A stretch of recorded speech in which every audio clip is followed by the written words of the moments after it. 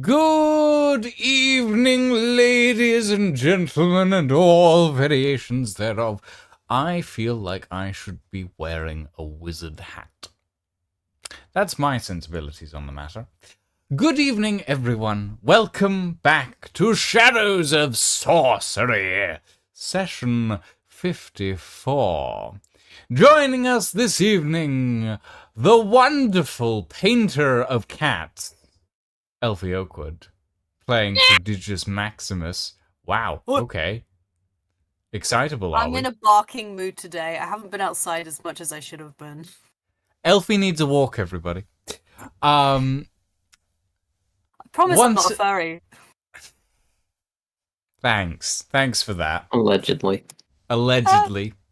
Allegedly not furry, according to Elfie.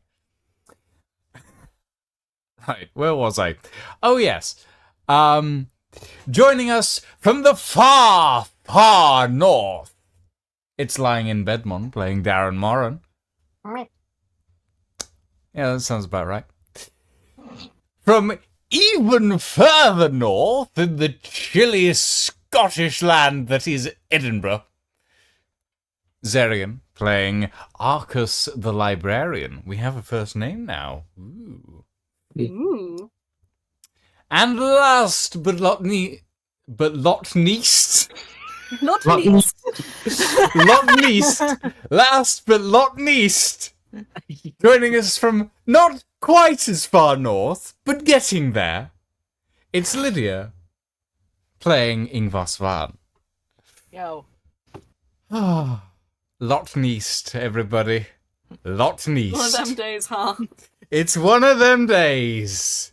It's one of them days where I am wearing my very, very not tightly collared shirts, my very long blankets, and my hair is a mess. Oh, God. Look, it's winter. you can't help that you're a frazzled English woman. Yes, I'm a frazzled English washerwoman. Yes. Anyway, ladies and gentlemen, welcome to Shadows of Sorcery. Last we left off, who wants to do the recap? I do! You do! You get to do it! Go ahead, Elfie. Tell us what happened. Yes. Prod kicked so much dwarven booty! That dwarven ass was beaten to a fucking pulp! Yep. You practically bifurcated one of my relatives. Yeah. Almost. So, Prod had fucked up previously, and, the way that, and had like a court date and everything. Ankle marker and everything. And to unfuck up the whole party, they decided the best way to, like, bring this trial to a conclusion was to initiate trial by combat. And so Prod went up against Ada and fucking whooped their ass. And I think that is a good summation of what happened. Relatively. That's about it. You know, relatively decent summation. Let's, of course, not forget the major amount of trauma that the librarian inflicted on themselves as well. I don't know what you're talking about. Fake news. Yes, so, last session, our team of adventurers essentially split a little bit, did their own thing for a little while, before reconvening together to engage in Prodigious Maximus's court case situation. In the process of all of this, Ingvar got a few arrows, did a few bits and pieces behind the scenes. Darren got the equivalent of a license to temporarily practice Dwarven law, illegally, technically speaking. What trans person doesn't functionally have a degree in law? You know, you're not wrong. And of course, Arcus the librarian decided to go on a trip back in time into their memories that were once clouded by a strange magic that was cast upon them by their own daughter over 500 years ago. It's an impressive time period. After all of that, however, we engaged in the court case, wherein Prodigious Maximus soundly trounced Ader Morin in one-on-one combat. With that being said, in the aftermath of this situation, shall we say, a strange orcish figure approached you, Prod, offered you a small medallion, and said some cryptic things that you're not entirely certain about yet. However, Rod, not being certain about something? Never. However, So certain. you have, as of now, been released from your requirements to stay within the city limits, and you are all free once again to move as you wish. Although, since we are still in the courtroom, Darren, Yeah. in the arena that sits in the middle of the courtroom, Ader is kneeling on one knee, talking, having gotten themselves off the ground. They are communicating using hand gestures with a dwarven medic of some sort. You notice as they're communicating, as you look over, you see them occasionally glance in your direction. Their brow is a little furrowed before they look back to the medic and start gesturing again. I'm only letting you know this because you have the alert feat. But Ader seems to be taking an interest in you specifically, despite your dragonborn scaled form. They are not so subtly taking an interest. All right.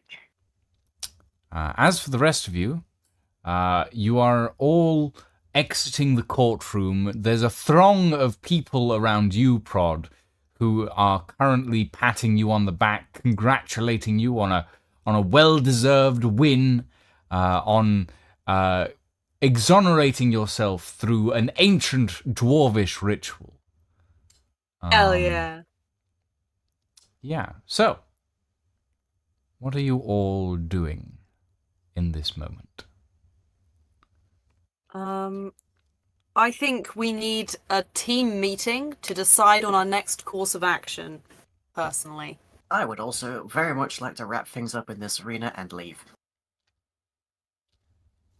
Yeah. I have no remaining reason to stay here. I would like to leave. Okay, I'm good to leave too. all right. Perhaps have the team meeting back at the tavern. Yeah. Let's Mhm. tavern it up, boys. All right. The four of you group together and head back to the tavern. It's a small affair that you guys have been staying in for the past few days, relatively cheap, but sturdy in the way that a lot of dwarven buildings seem to be. You all crowd into.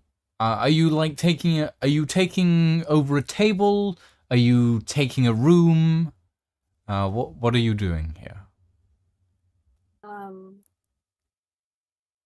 I think we're gonna have a team meeting in the room because I feel like in a room because privacy Okay. might be required.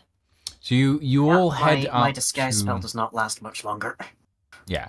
So you all head up to Prodigious Maximus's room, specifically because it has a window that overlooks the main street, so you can see people coming and going as is necessary, and you can also see the alley across the other side of the street from where you, the other day, Prod, saw this strange cloaked creature lurking and maneuvering around. You all clamber into the room, close the door behind you. It's a tight fit for 4 people, admittedly. The inn is designed to accommodate taller races than dwarves, but not that much taller. So it's a bit of a cramped fit. The tallest of you, being Prod, have to kind of slant your head down a bit if you're not sitting down. It's not great, but on the other hand, it's relatively soundproof in here, with heavy rock walls and a decently built heavy wooden door with a deadbolt latch on the inside.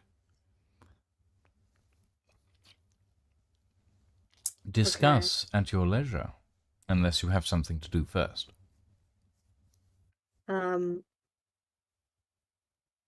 Why don't we talk about what we're gonna do next? Because Prod's a little confused as to where we're going after this, because we're trying to stop the big bads, right? Which are the syndicate, The Carnifex Order. the Carnifex Order. Carnifex Syndicate. Why did we come the to one. this Why did we come to this particular place? So the past 2 places we've been have been following the letter of introduction that I got in Farrenholm. Mhm. Okay. So we went to Devilmora, where Olgar was murdered by the Carnifex Order, and then we came here, where Degra was being stalked by the Carnifex Order, and I have one more name on my letter, which is in Matana, which is gonna be a ways away. Okay. So yes, Matina is a city on the southern side of the continent. We're more to the north. Yeah, you guys are quite far in the north at the moment.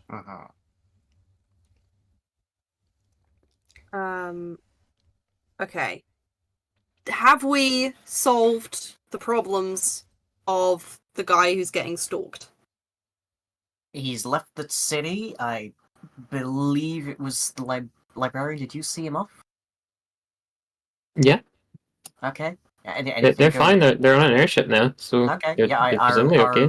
our diversion worked then, it would seem, and we all lived to tell the tale of it, no less. Fuck, yeah. Well done. Whatever happens to them after that, I guess we'll find out eventually. But we did our bit. Okay.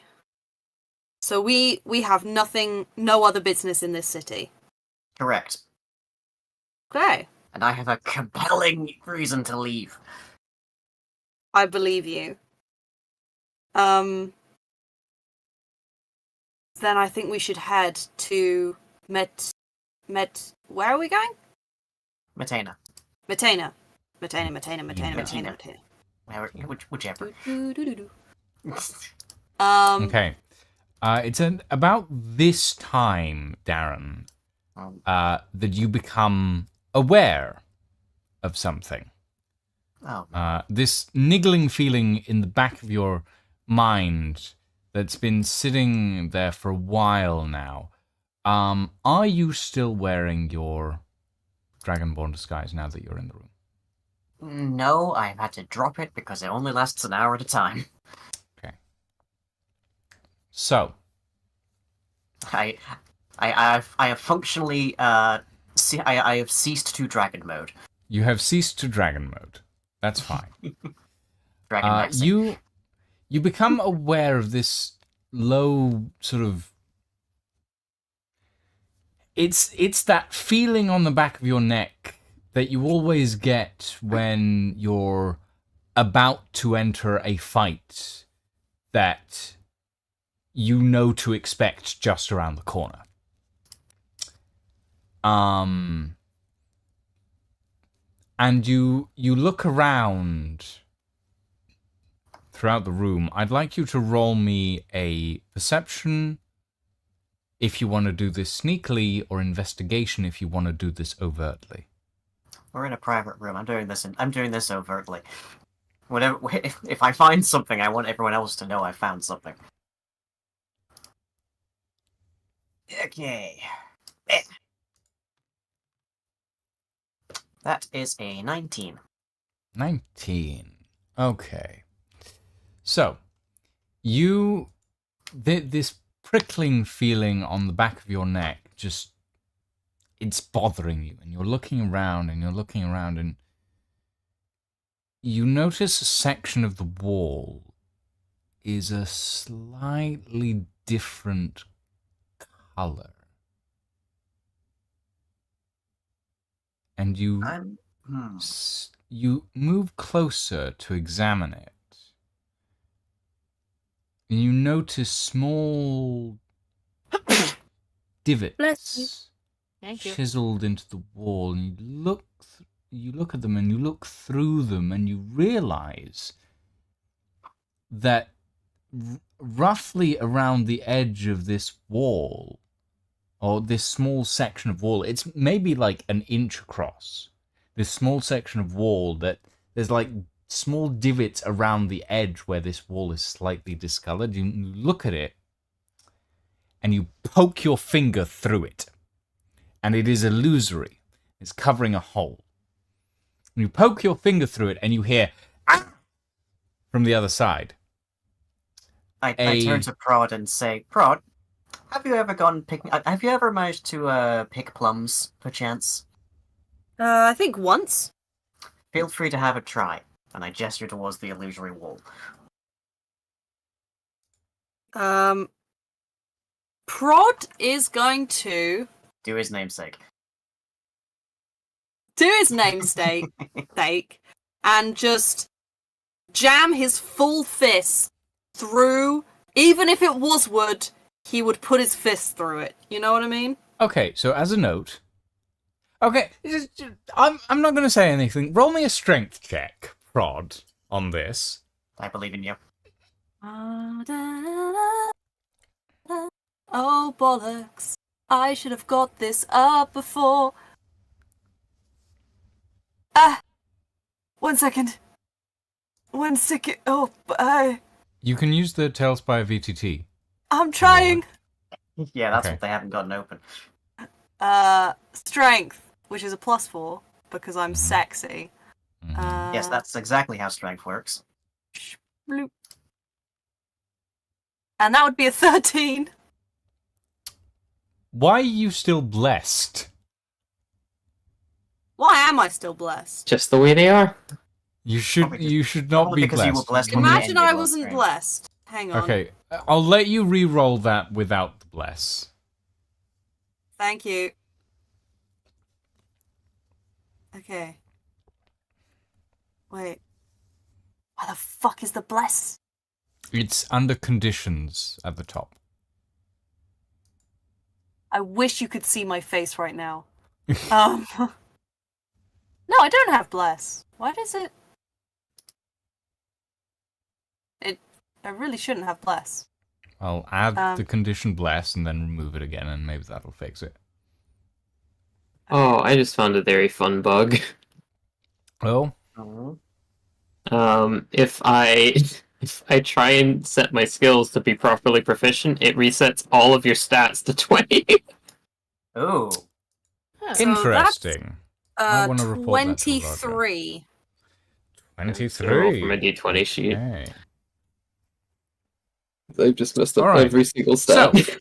GG. Prod, you walk up to this section of illusory wall, bearing in mind that the illusory wall is about an inch wide, and the wall around it is thick granite rock. Oh, okay. Now, bearing all of this in mind, you leverage one hand against the rock, take aim at this small illusory hole, and just punch straight through and grab whatever's on the other side. You hear a choked gasp as someone desperately tries to wriggle out of your grasp, as they are, you feel a hand slamming on your wrist, as your hand is like just shoved through this wall. There's like a now good 4 to 5 inch wide hole in this wall that you've just smashed through. Yeah. This granite rock wall. You do feel like splinters and shards of rock in your hand now, and it is bleeding slightly. But you punch through it. Had Do you- worse. But are you okay? Do you want to do like an Iron Man 1 and just yank him through the wall? I don't think he'd fit. So, am I grabbing onto anything in particular of the person on the other side? It feels That's like you're grabbing a jacket. Like the Okay. front of a jacket of some sort. I'm gonna hold the jacket and push the rest of my arm through. And then I cannot explain this. Hang on, I've got to turn my camera on. Push my arm through Yeah. with the jacket, and then do this. Eyes. So you're gonna slam him from Inflatable one side of the flailing wall to tube. another. Okay. Yes. I've I seen this in have no anime. idea how to describe that verbally. I guess Fair. roll me an unarmed attack? I guess. As a- yeah. yeah. I guess that's an unarmed attack. I'm gonna be also shouting, "Who are you?" An as- unarmed attack is just a d20 and then roll me a d4, I'm gonna say, Okay. for damage. Player stats.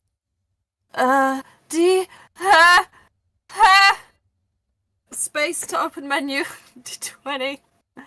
So it's a D20 and Oh. a well. what? And a d4 for damage, but this wouldn't actually hit, so it's fine. You rattle him around a bit. Your arm doesn't have quite the amount of leverage to actually get from one side of the wall to another, so you smack him into a wall on one side a few times and then swing him about a little. You're not sure what you're holding. You're relatively certain this person is light in weight, and wearing relatively sturdy clothing. You hear Who are you? mildly. I'm still yelling, "Who are you?" You hear mildly terrified gasps, but they're kind of unable to reply as their face is getting smashed into a wall repeatedly. If anyone else wants to do something during this process, then feel free to.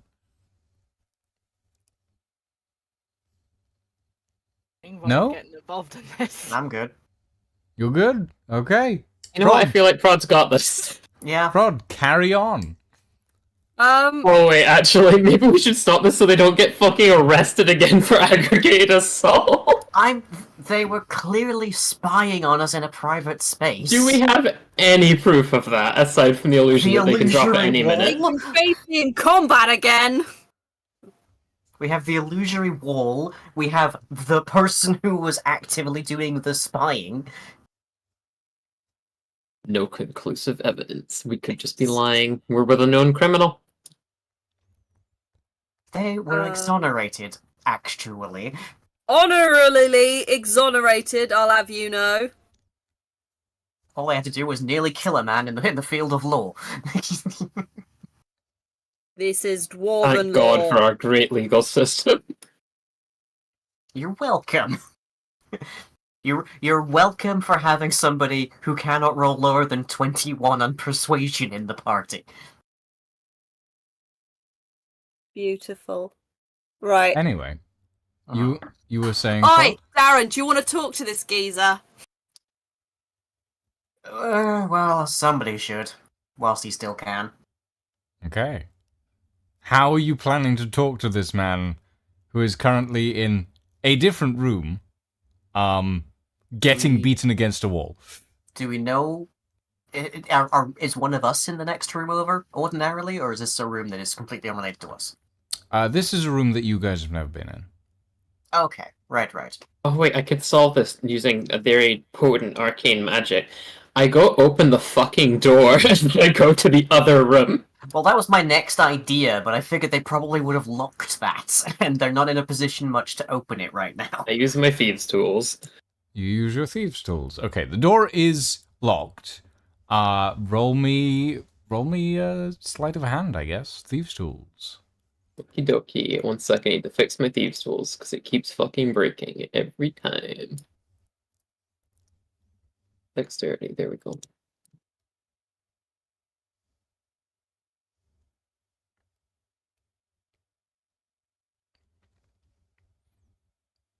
$87 later.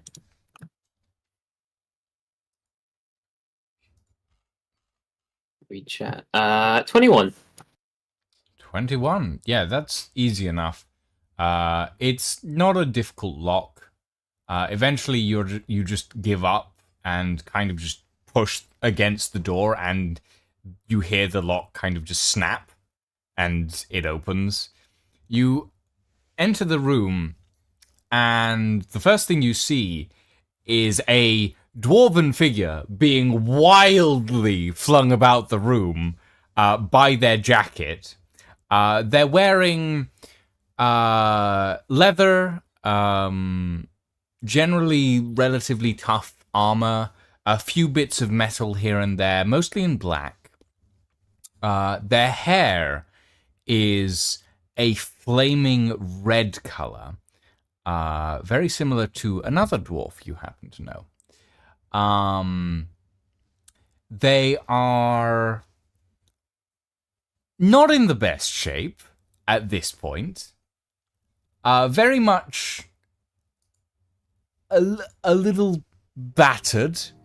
You notice that there's like a few knives scattered about the room that seem to have been flung from various sheaths on their body. So they were out. From where they may have once had them, but have been thoroughly disarmed by Prod's vigorous shaking down, or just shaking in general. And Prod is still... Prod, are you still currently shaking them? I'm just vaguely whacking. Vaguely whacking. I'm vaguely Okay. whacking. I'm aware that the guys have gone next door. I'm just sort of keeping them occupied by waggling them about. Yeah. What does the other side of the illusory wall look like? Is it just transparent? No. Like a one-way mirror? No? It No, just no. looks like wall? It's literally just a wall. What they'd essentially done is they'd carved like a 1-inch peephole through the wall, and then covered it with a small illusion. Ah, okay. This is just depressing as a spy. This is shoddy work. This Like, really sucks. Are you going Can you to just- next door? I am. can you Darren, just hold him you- there for you a second, Prod, recognize and just this start figure. wrapping up in rope? No. You recognize this Aye. figure as Vin Moran, your for love. younger sibling. Mother. Am I gonna get in trouble for tying this person up, Darren? Oh no, they deserve it right now. Okie dokie, and he tightens the knot.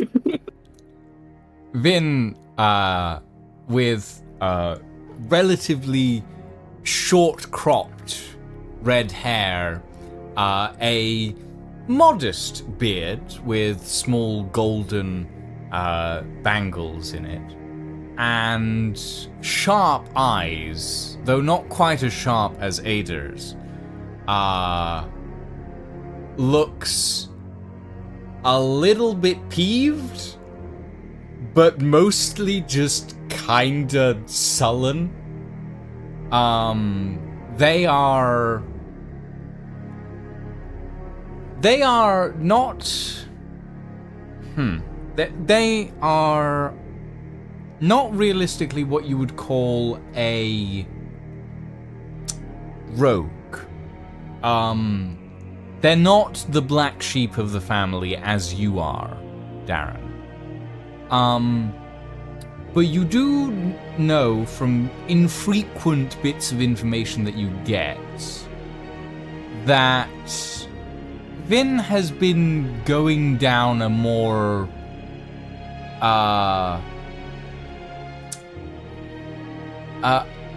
following in your footsteps a little bit in the last few years. Taking on more risk than your family like. You haven't heard much of it, but you heard enough to know that Vin's not necessarily running with the right crowd, as your parents would put it.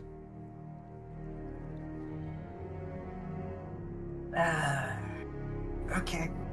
For the moment, let's play heal. I am going to burn another one of my disguised self slots.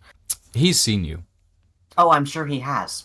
I'm going to burn the slot, and I'm going to sort of make it look as though I'm actually doing the reverse. I'm dropping the illusion and going scaly. Okay. So yeah, just to like to make it look as though the dwarf is the illusion as opposed to the dragonborn. And I'm just going to like bend over down towards his eye height, put big old dragonborn snoot right up in his face, and just say, "State your business." Vin kind of looks. He doesn't meet your gaze. Looks at the ground a little bit. Goes, well, I wanted to. I'm gonna I punch wanted the to wall know next if to it his was head. you. I'm gonna punch the wall next to his head and say, "State your business." I wanted to know if it was you. You haven't been back. Years. Okay, going to stand to full height. Who are you looking for, Mr. Moran? It is generally Darren. considered unwise to stare into someone else. Looking for you, Darren. Okay? I know it's you. I was there when you came through the gate. And you went over the illusion sigils. I wasn't sure.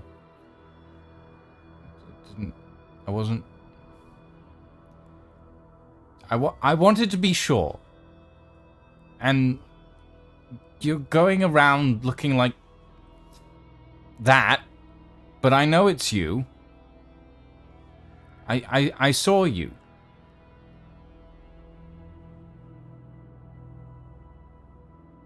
Well? Right. I'm keeping the scales on, just for the record. Mm-hmm. The spell lasts an hour, and I only have so many of them a day. I'm losing the full hour. No, that's fine. Then, did it perhaps occur to you that someone walking around in a disguise might not particularly be interested in anyone seeing through the disguise? Well, yeah. Guess. So, to go back to my earlier question,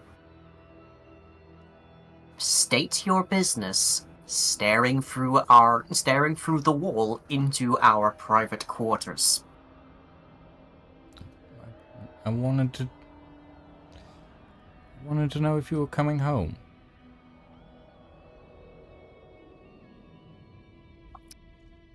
You could have just left a note at the front desk. Yeah, and would you have answered? God, no. Exactly. But you could have just done that, and it wouldn't have involved invading someone's privacy. Did you even know for sure I'd be in that room?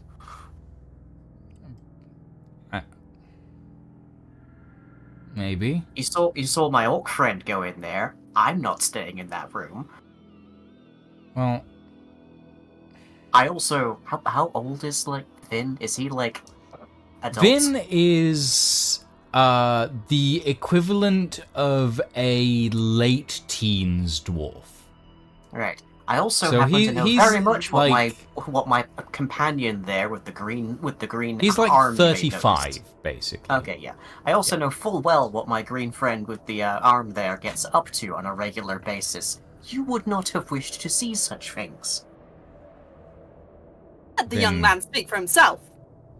Vin looks at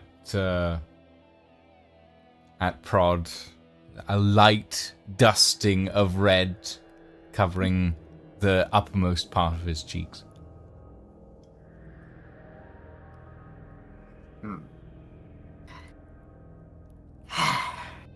Do you understand that what you did was wrong? Yes. Are you going to do it again? No. Glad this has been a formative experience for you. Was this about me coming home? I miss you. And Ada does too. Even if they won't say it. And Dad does. And Grandma definitely does. Grandma has well, been in far more trouble than I have in her time. Yeah, but... Well... Mum died.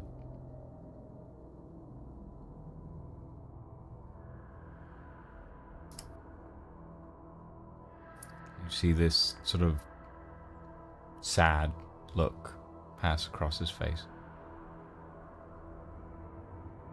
When did that happen? About a year after you left. How? She was fine.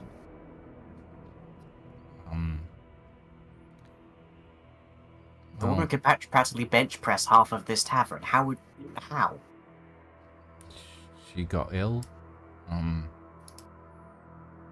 Ada spent months trying to find cure. Dad didn't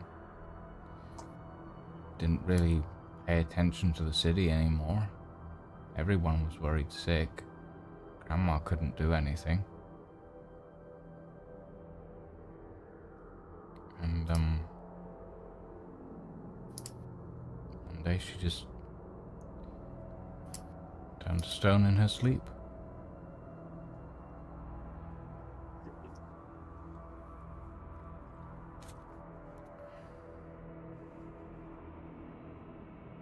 I'm guessing by this point there's already been a service.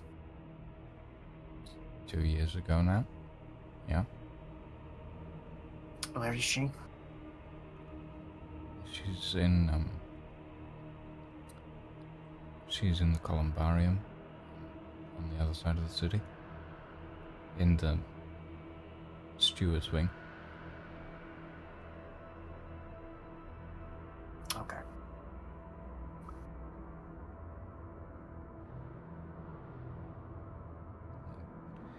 We couldn't find you, tell you. That was entirely by design. I still have things I need to do. before I can come back. Oh. But I'll pay her a visit before I head back out. But I need you to do me a favor, or else my friend there will be very handsy once again. To not tell a soul that I'm here. Yeah, I promise. Just If promise me any- something in return. If anybody asks if you've seen me, say that you've just seen the Dragonborn with the same name. That is all that they need to know. What do you need from me? Come visit. Not anytime soon, just, once in a while. Please? You know why I left, right? Yeah, well, you don't have to be It's not you. You can it's just not be... easy. It's not easy for me to come back here. Yeah, well, I know Dad's Not yet. himself, but Ada and I, we miss you, and Grandma does too. You know what she's like.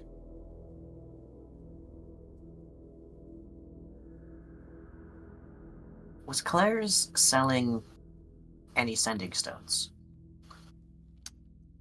Claire's doesn't usually manage those sorts of items. They're more for the ridiculously explosive or painful items. Yeah. However, sending stones are not a difficult item to find in general.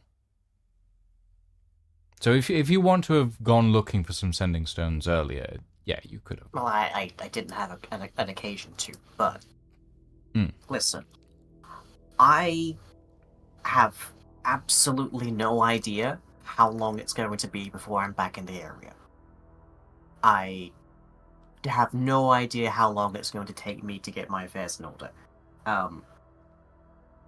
But if you wait here, we'll even let you sit on the green one's bed in the meantime. If you wait here for a little bit, I'm gonna go find something that you can use to keep in touch. Promise? Promise. Hey, Vin's eyes look a little more hopeful. But you have to make sure not to tell anyone that I'm who you're talking to. Vin No one outside the fold. Vin Understood? holds up a pinky. I pinky swear with the dragonborn fingers. You see a small smile, just the corner of a lifted mouth, as you pinky swear with your younger sibling. And Vin nods, says, "I'll stay." Okay. I presume at this point we should untie Finn. And I'll just lead him back into Prod's room. It's like, everybody, this is my kid brother. What? Kindly don't physically assault him any further. But make sure he stays in this room for a bit. Okay. Until I get back. Yeah, that works. Okay. Hey, kid, I've been hearing about these things called Pogs. prodimons? What? What are prodimons? Do you have games on your stone? Do you have Pokemon trading cards? Is that what you're asking, Prod? Yeah, I'm like, well, if they're called prodimons and I'm prod, I feel like I should be able to get into them, you know? And I try and strike up. Vin Okay. just looks at you for a moment and then goes, "Well, they're called, they're Progemons, and he pulls out a set of small metal discs and puts them on the table. And you see, like, little metal discs that are engraved with different figures from Dwarvish mythology. Oh, hell yeah. And he sort of shows you how to essentially, like, flip one across a board. I think you all are know these where pogs? this is going. Yes, there we go. Yeah. These are legally distinct. Legally distinct pogs, yeah. As he, like, flips I'd one love it if across a mechanically board. they were actually closer to Digimon than Pokemon. I mean, realistically, they are closer to Digimon. But they're also like Pog coins that you can flip across a board. And That's how they digivolve, is you flip them. Yeah, the premise of the game is essentially like if you manage to land a higher tier or like several lower tier Progemons on a specific other one, you can essentially like claim that one for yourself or defeat it. He starts explaining all of these rules about how Dwarvish Progemon works, essentially. Sick. Alright, while that's going on, I'm gonna investigate the nearby area for somewhere that sells sending stones for a reasonable price. Sure, roll me an investigation check. Ailment. Okay. Yep. It's a 20 total, dirty 20. Easily. Sending stones are not the most difficult magical item to find. They are relatively rare, but they're not something that's truly impossible. They are simply a means of communication. You eventually manage to find a small stall that is selling a pair of sending stones for about 20 gold, which seems like a reasonable price. Alright, does it need to be a matched pair, a mated pair, or can I just buy one? It needs to be a pair, essentially. Okay. Like one right, person has one person has the other. Okay, 20 gold you said? 20 gold. Yep. 20 gold. Right, pick that up. Gonna just put a marking on, like, I'm gonna put like the house crest on the underside of mine so I know I'm holding the right one in a crisis. And I'll put like a little caricature of like a dragon head on Vin's. Aww. And I will head Okay. back to the tavern. And then All right. enter the room. See what appears to be a convention on Progemon, which is Yeah. Vin is almost being the term excitedly explaining Progemon to Prod. And I say almost because he's 35-year-old person is not excited to explain their fixation. he's very Vin is very much a like a sullen kind of emo teen at this point, but like 35 years old is essentially teenage years for dwarves. So it's a little bit weird, it's a little bit odd to see, but it is a case of like, yeah, he's just about smiling, and you can tell he's excited. Imagine having a puberty period that lasted decades. Yeah. Ugh. But okay, Imagine. I'm gonna hold out the sending stone with the dragon on it. As Perhaps promised. you don't get credit for shit. Vin We sort did of puberty twice. sweeps the Progemons into a little Progemon pouch that he has. That's got like it's got the symbol of the Progemon on the side, and turns to you and sort of timidly reaches out and takes it from you. Says, You know me. I see and hear everything. And I have heard things on the wire about you. So, if you are in any trouble, you call me on this. Okay? Finn sort of looks at you and looks at the stone, clasps it tightly in his hand and nods. Says, yeah. Thanks. Okay. No more peeping in on people at the tavern, okay? Promise. Promise. You can see he's holding one hand behind his back. Insight check. Roll me an insight check. I cannot roll below 15 on this, so Uh-huh. Yeah. it's not my best of things, but it's gonna be helpful. I roll 15. You roll 15. He's He's not probably- being subtle. He's probably got his fingers crossed behind his back. Probably. Uh-huh. I do the, like, pointing to Owen eyes, pointing to him gesture. Mm-hmm. He grins a little bit. He's a kid, technically. Yeah, technically. Is there anything else we need to discuss that Charles shouldn't be present for? Yeah, I've got this really weird rash on my. Well, that's Finn probably immediately from just like runs to the next room, picks up his knives, and books it. Just like, nope, not dealing with this. Well, diversion successful. That's also probably from the prodigious activities you've been up to. Before he leaves properly, though, he does grab you by the hand, Huh? pulls you in for a hug, and then dashes off. Pat pat.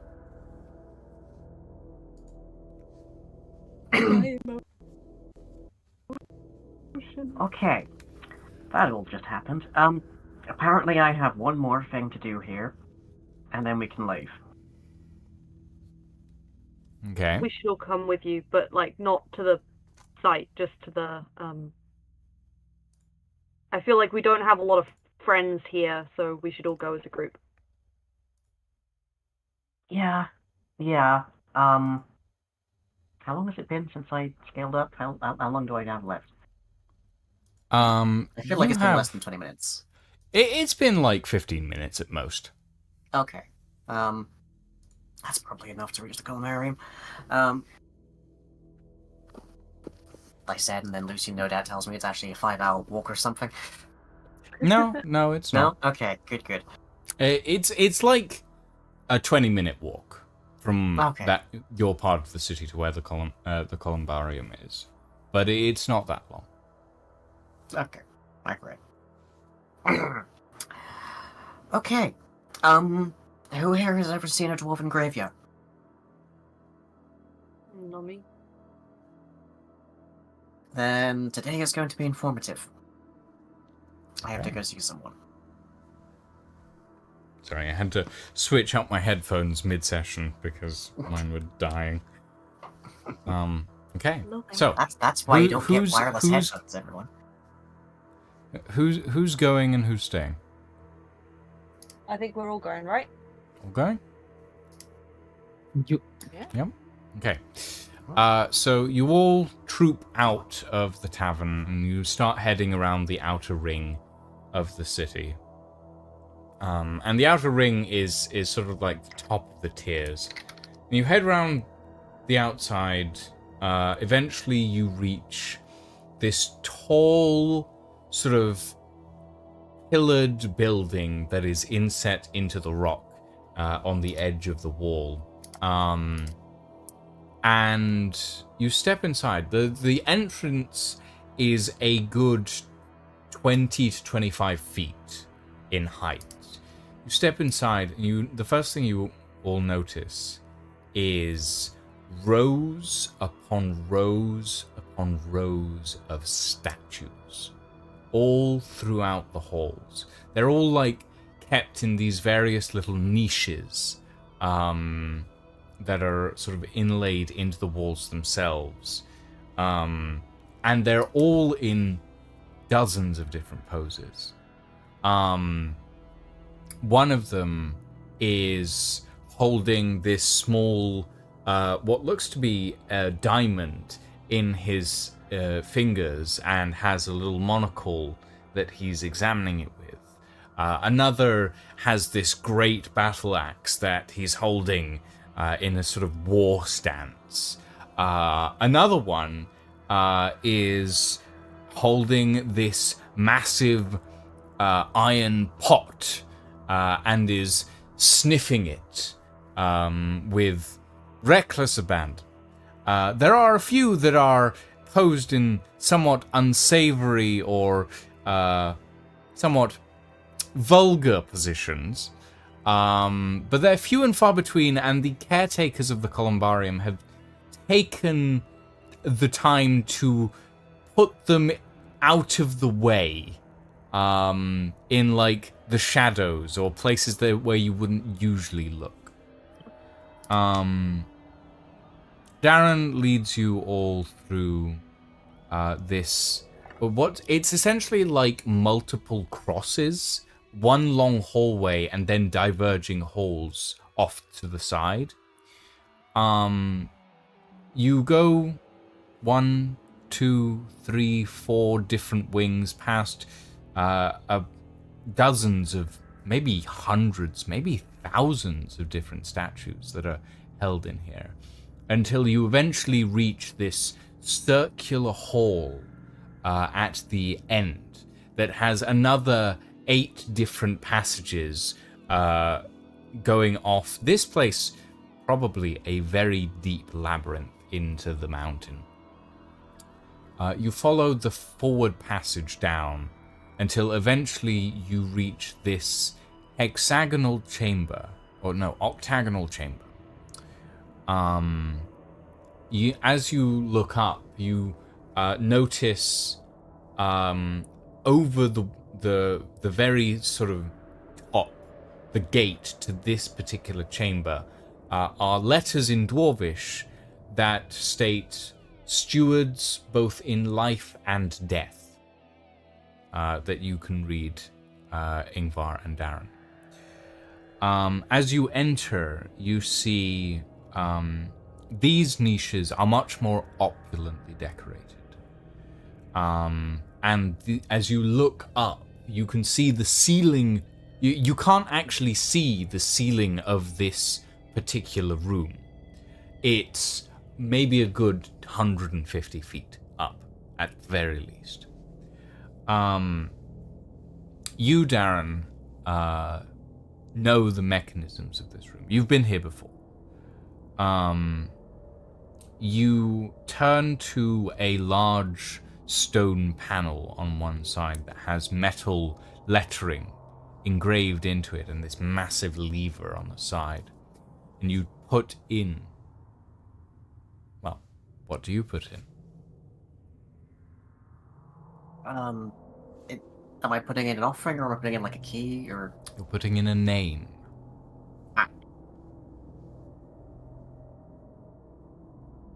My name or their name? Who are you trying to visit? Right, okay. That's that.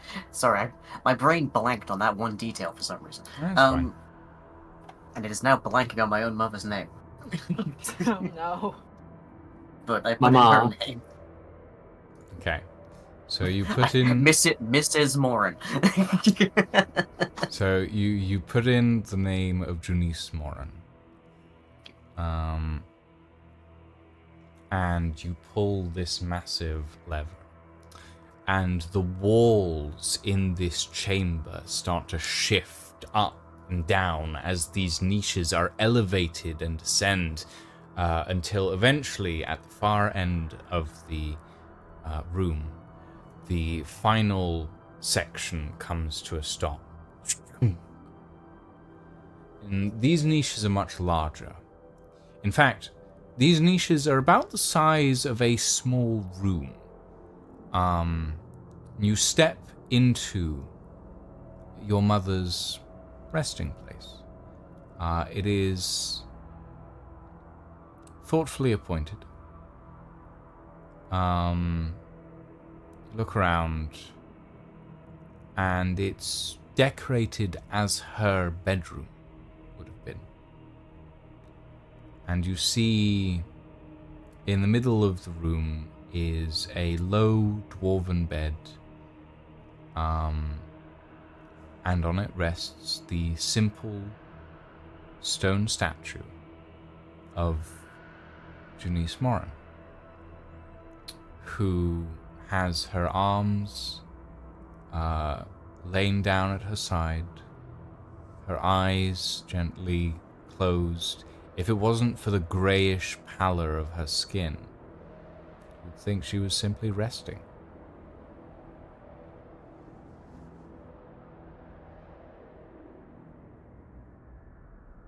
Could you all, could you give me a moment? Aye. Yeah. Sure. Okay. Okay. I'm gonna wait for everybody to leave and then drop the disguise. And just walk up to her bedside, sit down a little bit, and I'm just gonna spend a few quiet moments here. Mhm. She looks peaceful. There's small wrinkles around the edge of her eyes, lines of smiles from years gone by. She looks like she could wake up at any moment, but somehow you know deep down that it's not going to happen. Almost out of reflex, I try to just like stroke her hair, and then I realize, yeah, no, that's rock now. You touch the hair, the beard. It is solid stone, smooth, almost glassy to the touch. Polished.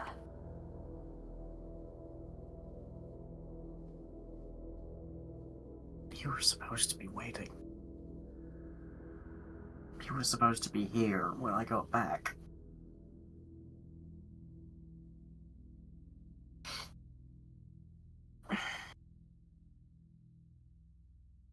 This wasn't how it was meant to be.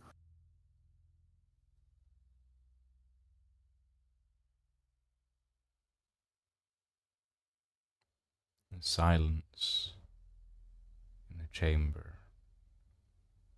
echoes, and it feels wrong.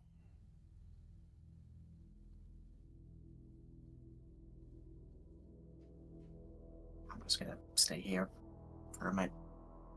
Mhm.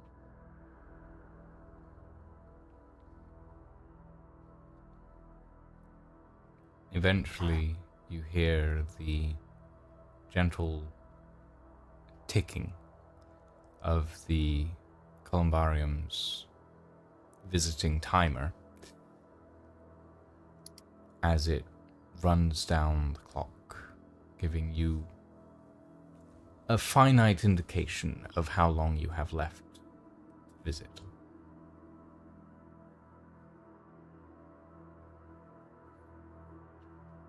Okay. Might be a while, but I'll be back. And you'll be waiting. As you get up to leave, you spot, slightly apart from the rest of what is under the... It's odd. You look at the sheets of the bed, everything around, and it looks to have been, well, added after the fact. But you notice underneath one of your mother's hands is a small yellowing scrap of paper. Huh.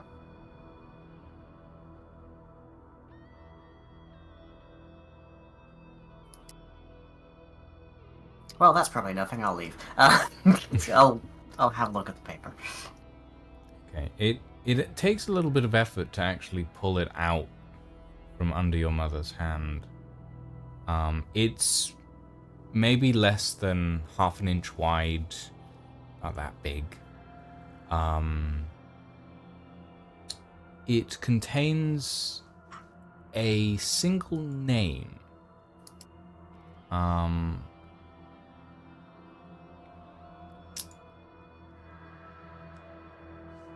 It contains the name Lorn.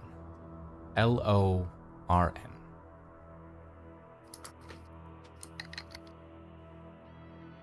Adding that to my notes. Is that just one word, or Just one word. I'm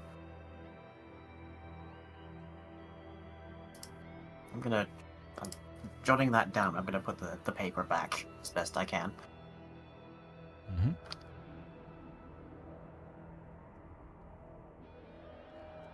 You hear a small bell, ting, ting, ting, in the background.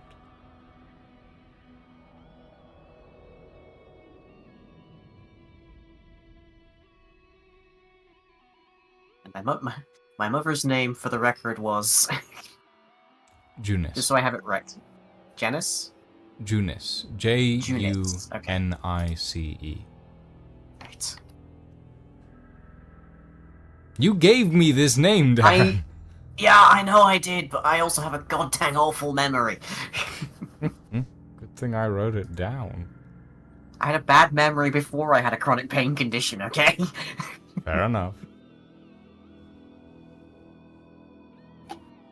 Okay.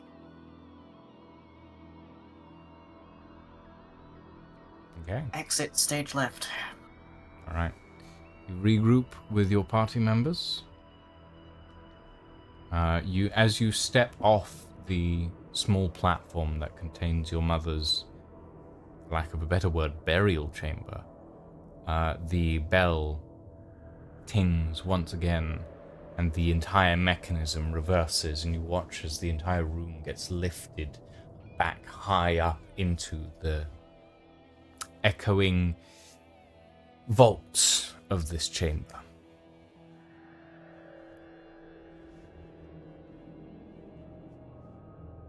What's everyone else been up to at this time?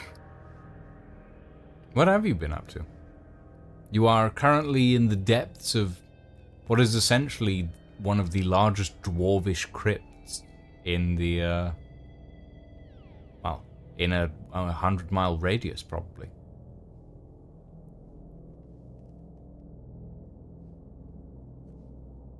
Ingvar's been looked. Does he recognize any of these statues of us? Because he knew dwarves. Roll recognize me anyone? an investigational perception. Your choice.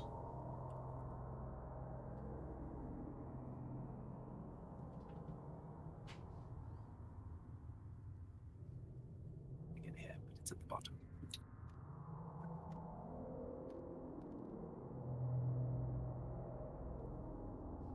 Okay. There are a few family names that you recognize. No personal specifics. Most of the dwarves you knew were down in Hopewell.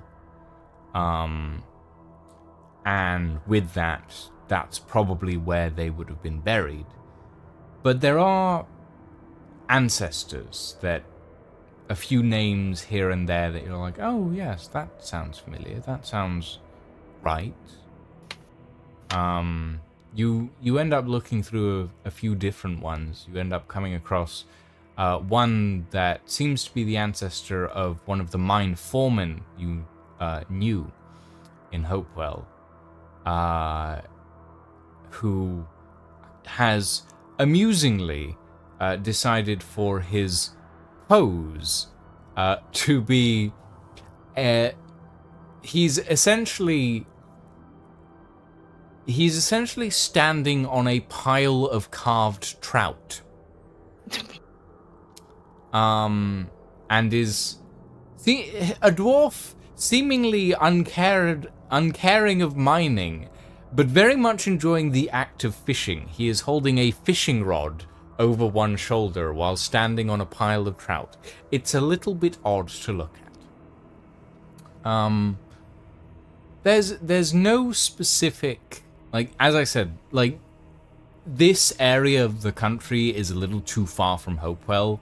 Unless someone actively had the money to get their remains shipped back here, it's likely that most people who lived in Hopewell died in Hopewell, probably. It was a small community, essentially. There are a few interesting bits and pieces, but nothing majorly distracting, other than the trout.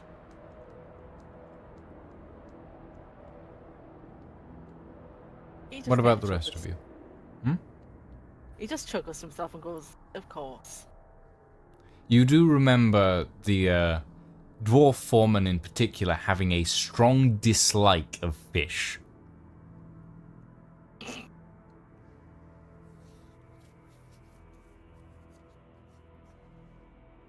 Anybody else?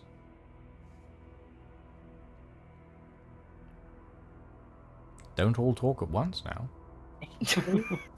I'm currently just having a moment, so you know. Yeah, that's why I'm got asking something- anybody else. You'll have got time. I mean, we're come just on. kind of waiting outside while they're grieving. Waiting I feel outside. like activities isn't a great thing to do right now when our friends in there seeing is, their dead body.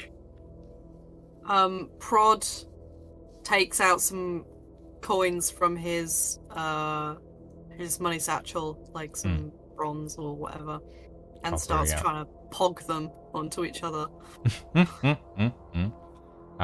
In He the is distance, staying out of trouble.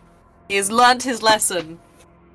in the distance, Darren, you hear the faint bing, bing of coins being flipped. Okay. Okay, I exit. You exit. You rejoin the party. All right, everybody. Where to now? Let's get the fuck out of here. Nothing good's waiting for us. Okay, but specifically, where are we going? Are we still pursuing the potion, or we open to other ideas? What's up? Pursuing the potion was my plan. Do we have another? Let's pursue the potion, but also, I believe there's things you need to figure out, librarian. Is there a particular place you need to go in order to figure those things out? Kind of. There's a couple things for me right now, but if the potion is more pressing, especially since it's kind of like still pursuit, it's fine. It's mostly just I need to find some tips about what specifically I can do with the library and getting rid of this infernal contract. It's not. I mean, it's not a good contract, but I It- don't know if we it go so is- far as to call it no. infernal. I mean, if you want a lawyer over it, I'd be more than happy for you to. I don't think my lawyer knowledge is quite that good. We won that court case because I was able to talk them into a fist, talk a bunch of dwarves into a fist fight. It's not that good. Right. Let's head towards the potion. Also not then. something that hard to do, to be honest. Yeah, exactly. Ingvar, is there anywhere you want to go? Not in this city. At the moment. I mean, well, we're leaving the city. Is there anywhere you want to head? Because I don't know how far away this place is that we're going. If it's like... it's going to take us past another city or not. If we're headed for Metena, then we are going to be passing a lot of real estate. The question is, how do you guys want to travel there?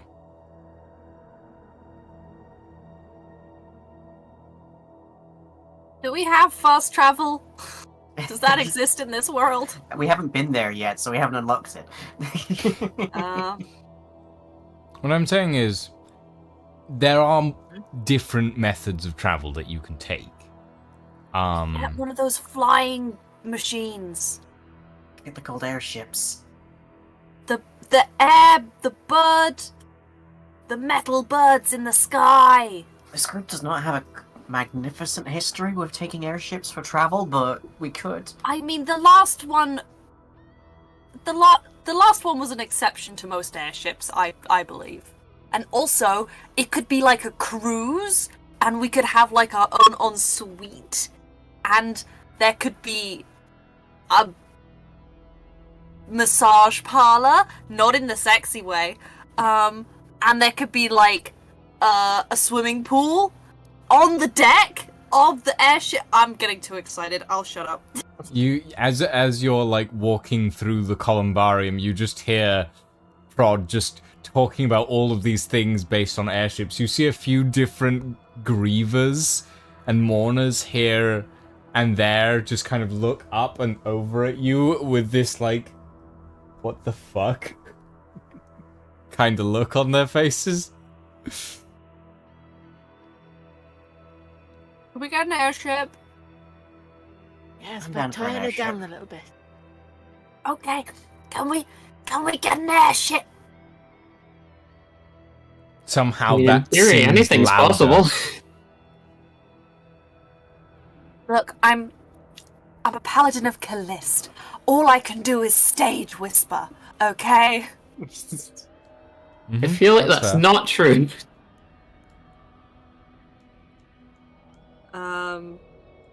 Okay, so Prod is not the leader of this group. He will happily follow wherever you lead.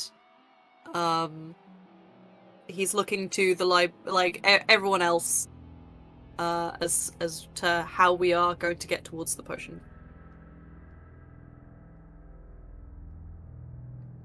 Darren, do you have any more leads you can chase up on? Not here. Way south. I think an airship would probably be the best idea. Where are we right now again? You are in Velostov. Velostov is north of the Kragstead Mountains. And the place south is where? Matina is a good 400 to 500 kilometers south of the Kragstead Mountains. Okay, I mean, I also have a lead I can chase up in Matina, I believe, so...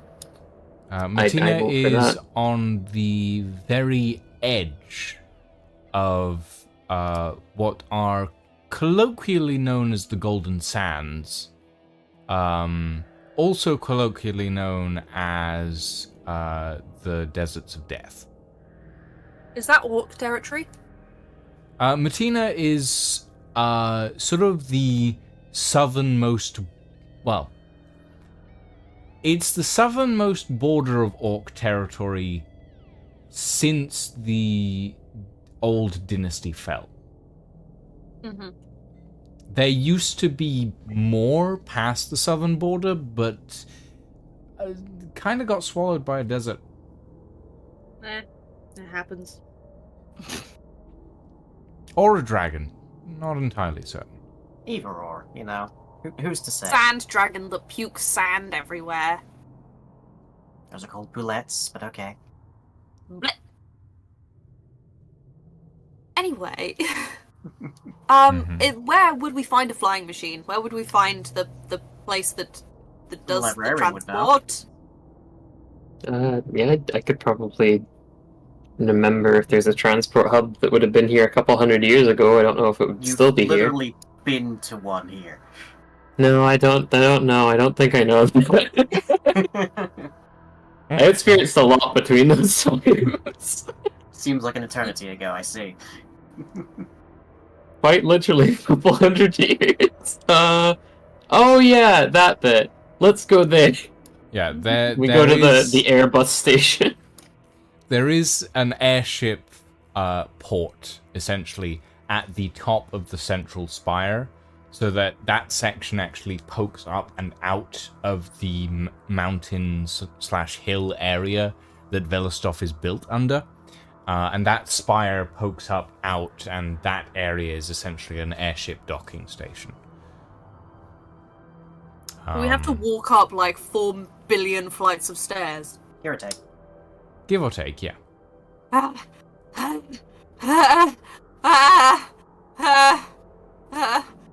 Librarian, why am I carrying you? I don't know. You just pick me up. But your poor Prod little says, legs. walking just outside of the columbarium. I'm kidding, Yeah. I'm kidding. Would you guys like to make your way up to the airship docks? Yes. Yes. Okay. So, the four of you start the climb, which is not quite 2 billion stairs, but it feels like it after a while.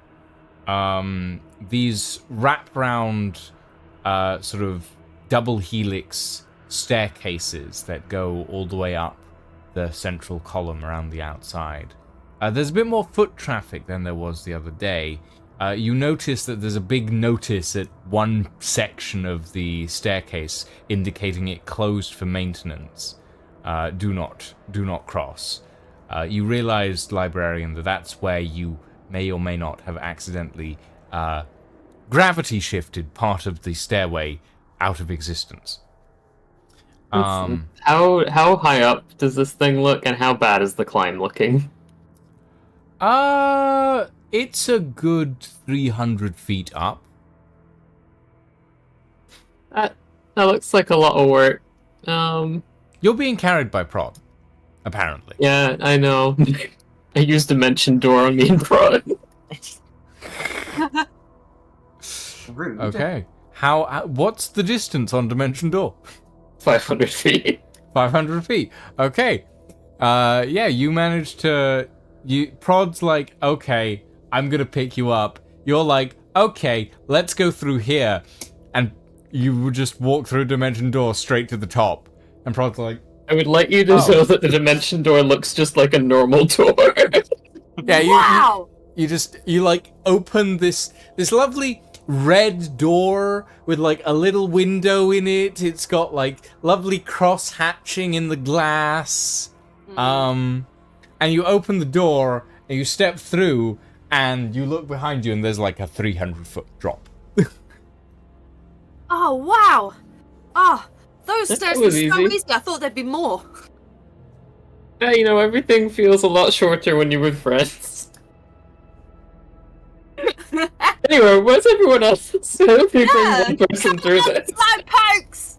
So, God. Ingvar, Barely felt Darren, you just watched your other party members just walk through a door and disappear. Oh. I don't suppose we can do that, can we? I'm guessing You we have a whole can't- dragon. I'm guessing we can't use the door because it will presumably vanish the second Prod and Librarian went through.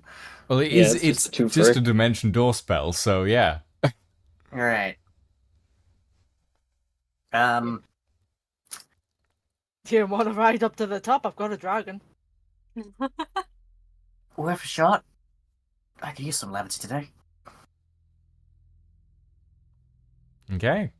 So you summon in Kazuma.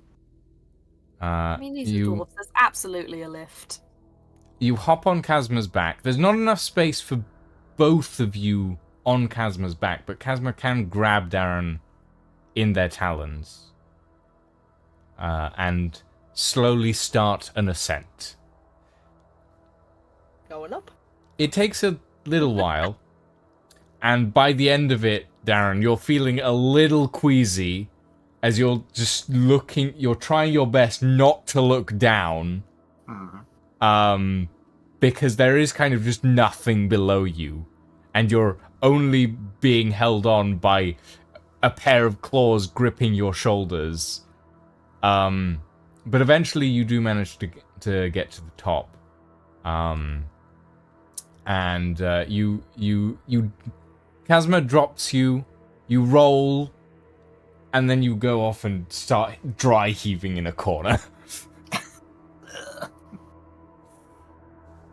Ingvar, you and Kazma land without issue at What's essentially this top platform is the lowest section of the airship docks, which is slightly below the lip of the mountain itself. And you look up, and there's these 3 massive spires that extend upwards from this platform, and they're essentially, they have ringed bridges around the outside and this center that just lets light straight down through it all.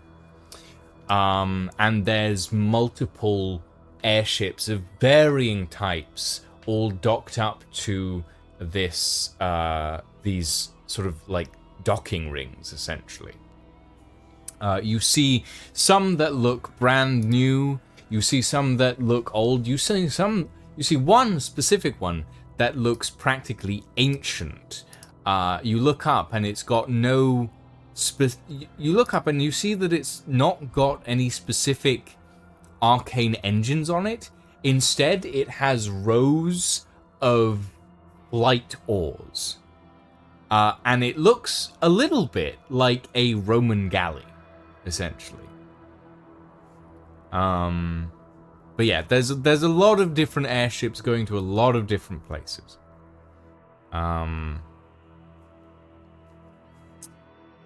Would you like to inquire as to finding one that goes to where you need to go? Yep. All right. Somebody roll me an investigation check. Somebody. I'm assuming all eyes are turning to me. Yep. Yep. Okay. And I don't have much. It's only a +9 and a guarantee that I can't roll lower than 10. But anyway.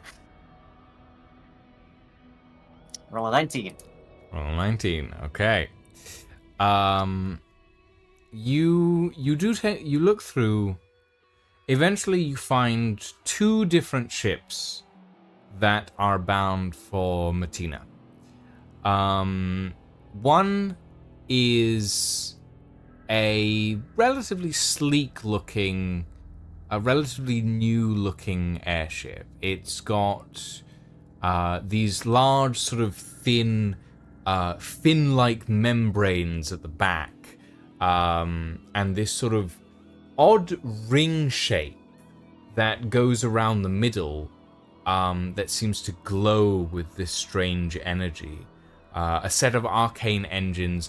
It looks pretty new and pretty fast.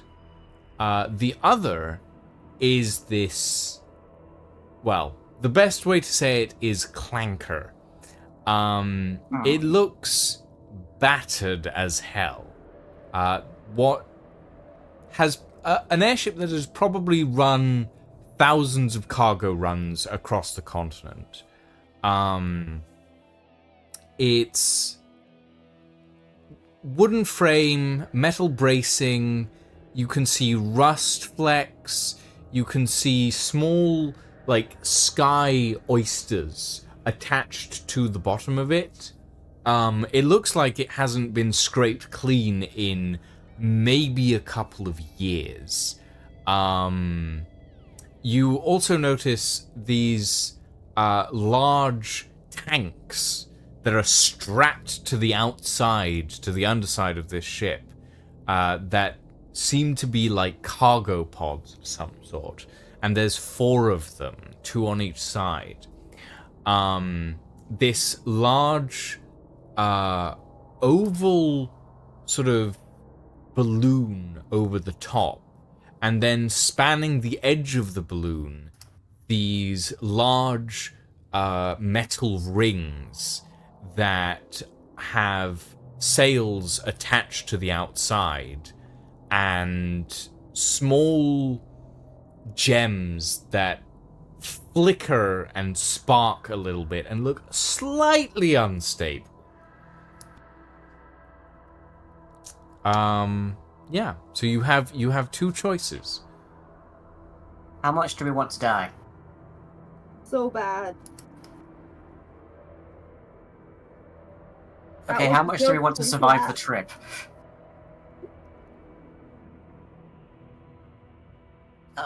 I'd like to survive.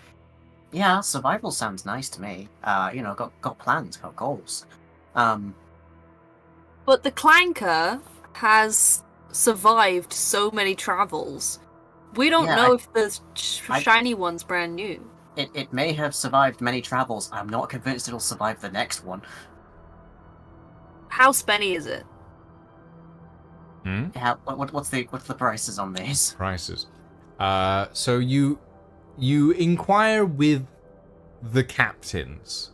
The captain of the spiffing new ship is, from what you can tell, a researcher, a scientist of some sort. And they sort of turn to you, they look at you and go, well, we are going to Metana, yeah. Look, I don't mind telling you, that thing's brand new technology. Yeah. So, look, if you wanna sail with us, we need to fund more of these research vessels and stuff. But we'll get you there real quick. I can promise you that. We'll get you there real quick. Look, but if you wanna, we've got limited cabin room, lot of demand, so probably 500 gold per person. But it'll only take like 2 days to get there. And the captain of the Clanker is this grizzled old half-orc with a chipped tooth, peg leg. He's I know got where we're going now. this Whether I like it or not. massive bandolier across his chest that has 3 separate swords inserted into the sheaths on the back, and he he's sitting on this massive iron barrel on the gangplank next to the ship, and he looks at you all and goes, as you all approach, before you've even arrived, he goes, "All right, boys, look, I can get you where you want to go. It'll cost you 50 gold each, and you work while we go. You got it?" And he I'm in love with him. sits back. He pulls out this long, thick pipe, plugs it into like the side of his mouth, and just sort of breathes for a second, and this plume of black smoke just echoes its way out of the top of the pipe. I turn and whisper to whoever is closest to me, I want to fuck him so bad. There's no argument I can make, is there? We're going with the Clanker, aren't we? Yep. Okay. Oh no. Alright. Everyone, get your coin purses out. And potentially any last will and testaments. Oh boy. Oh, fantastic. It survived many a trip. It's gonna survive many more. For 500 gold, we could be there by Friday. But okay. Captain Garoth Chiptooth I know that guy. is a man of means, as he likes to put it. He takes your 50 gold each, drops it in a coin purse, and says, "Welcome aboard." And gestures up the rickety-looking gangplank onto the Clanker. The Clanker, the ship itself, is called the Whalemore. And as you all get on the deck, you notice that there's like, while it's a battered old ship, it's relatively well kept. It's organized. You see a crew of very, very different people There's two lithe-looking elves in a corner, one of them sharpening a knife. There's a halfling who is carrying this massive billhook over one shoulder. There's a couple of humans, there's a dwarf, and there is, in the corner, an Aarakocra. And all of these figures are sort of shifting their way around the ship. Some of them are loading cargo into the pods on the side. Captain Chiptooth comes up behind you as you are all getting on board and says, "My first mate will show you down to your quarters. Make sure not leave anything you don't want stolen around. And whatever you do, don't go in the bilge. That's where we harvest the oysters." And he turns and heads up to the flight deck at the back of the ship. And as he does so, the halfling with the billhook comes up to you all and goes, this short, stout, perhaps female halfling, comes up to you all and goes, "All right, you all ready to cast stuff?" Yay! Yay. Wonderful! Come with me. And she leads you all down to the lower deck, where there's a large row of essentially like small dividing rooms. They're like it feels like the walls are very thin, but there's like a set of like 12 different small cabins, and she points to like the 3-4 cabins at the back and goes, "All right, these are your rooms. Whatever you do, make sure to lock your doors at night. We do have some rodent problems. Don't worry, I'll take care of them soon enough." And she hefts the billhook on her shoulder and says, if we need help on deck, just look out for the yelling, all right?" And she gives you this big, toothy grin. You notice that, like, 3 of her teeth are missing. One of them's plated in gold. And there's, like, you notice this odd mechanical tick on one side of her jaw. And you realize that this part of her jaw is actually a mechanical replacement that's been melded with the bone. Whoa. And she sort of grins at you all and goes back up on deck. Okay. And that's where we're going to take a quick break. We will be back in 5 minutes. Yeah. Yay. Enjoy the clanker, guys. Oh no.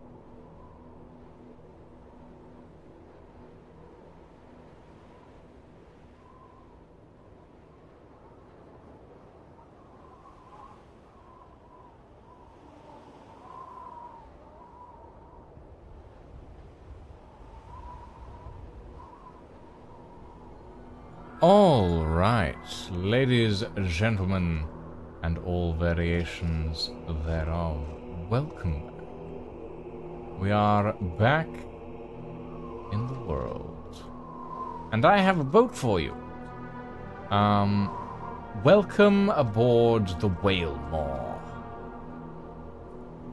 A ancient ship, even by the standards of her already ancient captain.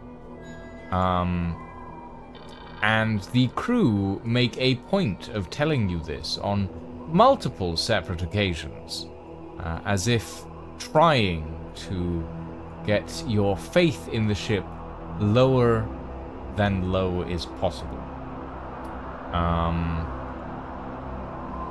Yeah, it's an interesting old vessel, as you all end up finding out over the course of a few the few weeks that you end up journeying upon it.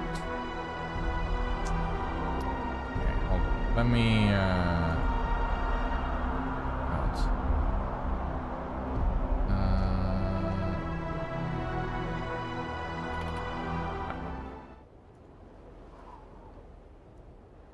Okay. So, here the four of you stand. Prod, having sadly taken severely ill almost close to the start of the journey, resigned themselves to the cabin below. But the rest of you find yourselves up and about on the deck of the Whalemore, most days assisting the crew in running the ship itself.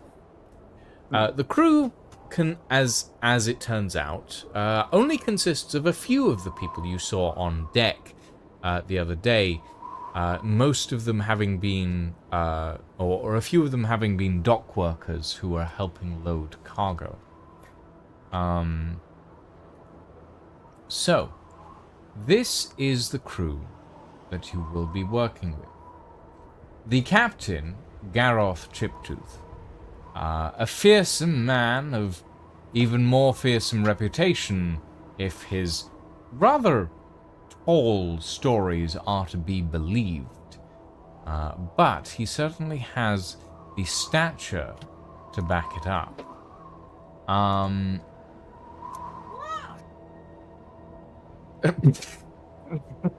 Okay. Sure. The first mate, a halfling with a cheery disposition and one hell of a right/left hook, as Prod found out when they accidentally said something a little incorrect at the time and got as good as they gave, essentially. The two elven figures who were up front turn out to be, one of them is a rigger and the other one is a carpenter. And they, as it turns out, are part of the ship's crew as well. They are brothers and seem to spend a lot of their time chatting amongst themselves and sparing nary a glance at the rest of the crew. And lastly, the dwarf, who spends a lot of their time as navigator at the helm of this mighty vessel. Over the weeks you grow acquainted, and over the weeks we shall roll. This journey is liable to take between 2 and 3 weeks. Over the course of those 2 and 3 weeks, I shall have you guys roll a d20. I don't. Hi, Lydia. I shall have you guys roll a d20 6 times, twice for each week. Who wants to go first? I will go first and get it out the way. All right.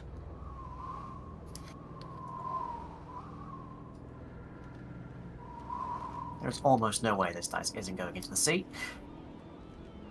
Oh no, we're good. 5! Okay. 5. Well, I wanted to get it out of the way.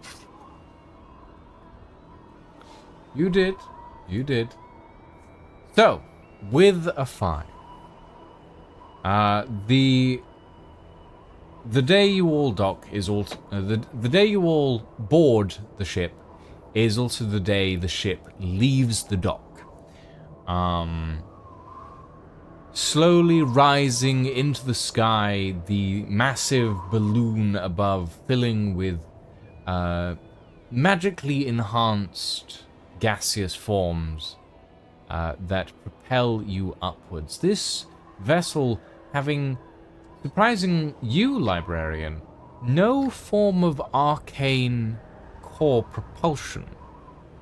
Instead, it seems to rely fully on the very nature of the wind itself, and the air around it. You do note, on occasion, that the dwarven navigator will occasionally whisper a spell under their breath and shape the wind around them to push the ship forward. As the first few days progress, and you head south, you start to crest the Cragstead Mountains, and the air gets colder and colder. Eventually, everyone starts huddling up for warmth, and the ship itself seems to start to lose altitude as the gas in the balloon starts to cool.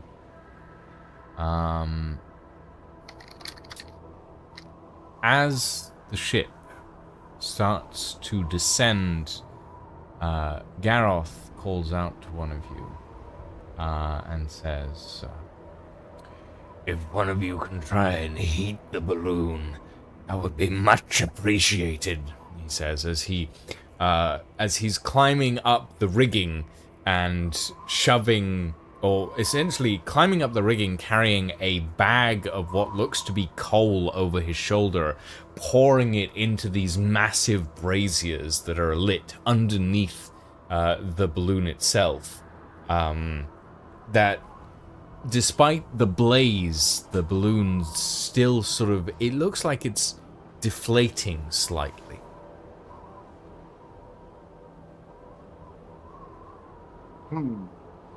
That's probably not good. Does our librarian friend have fireball? I can't remember. Nuh-uh. And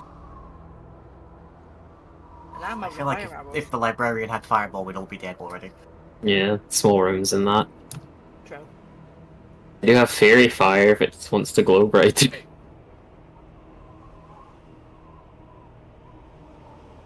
No one's got a cantrip or... I don't have a spell, I think, that would help this situation. Oh, hey, we have a mast. Well, Yeah. I've got...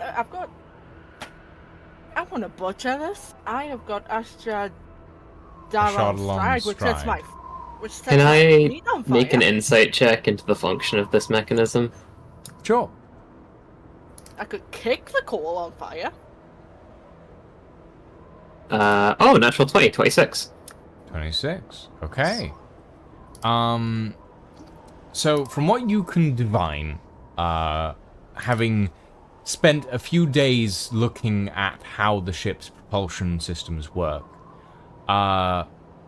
the hot air heats the balloon, and that in turn, or rather, the braziers heat the air within the balloon, which in turn provides a lift. But that alone isn't enough to keep the vessel up in the air. due to the weight of the vessel. So the air inside the balloon is also magically enhanced by essentially forcing the atomic structure of the air to be further apart, meaning there's less of it in the balloon than there is outside the balloon. As such, the balloon itself is lighter than the air, and it pulls the vessel up. Okay. And is it a problem with the fact we don't have enough fuel, or the fact that magic is waning?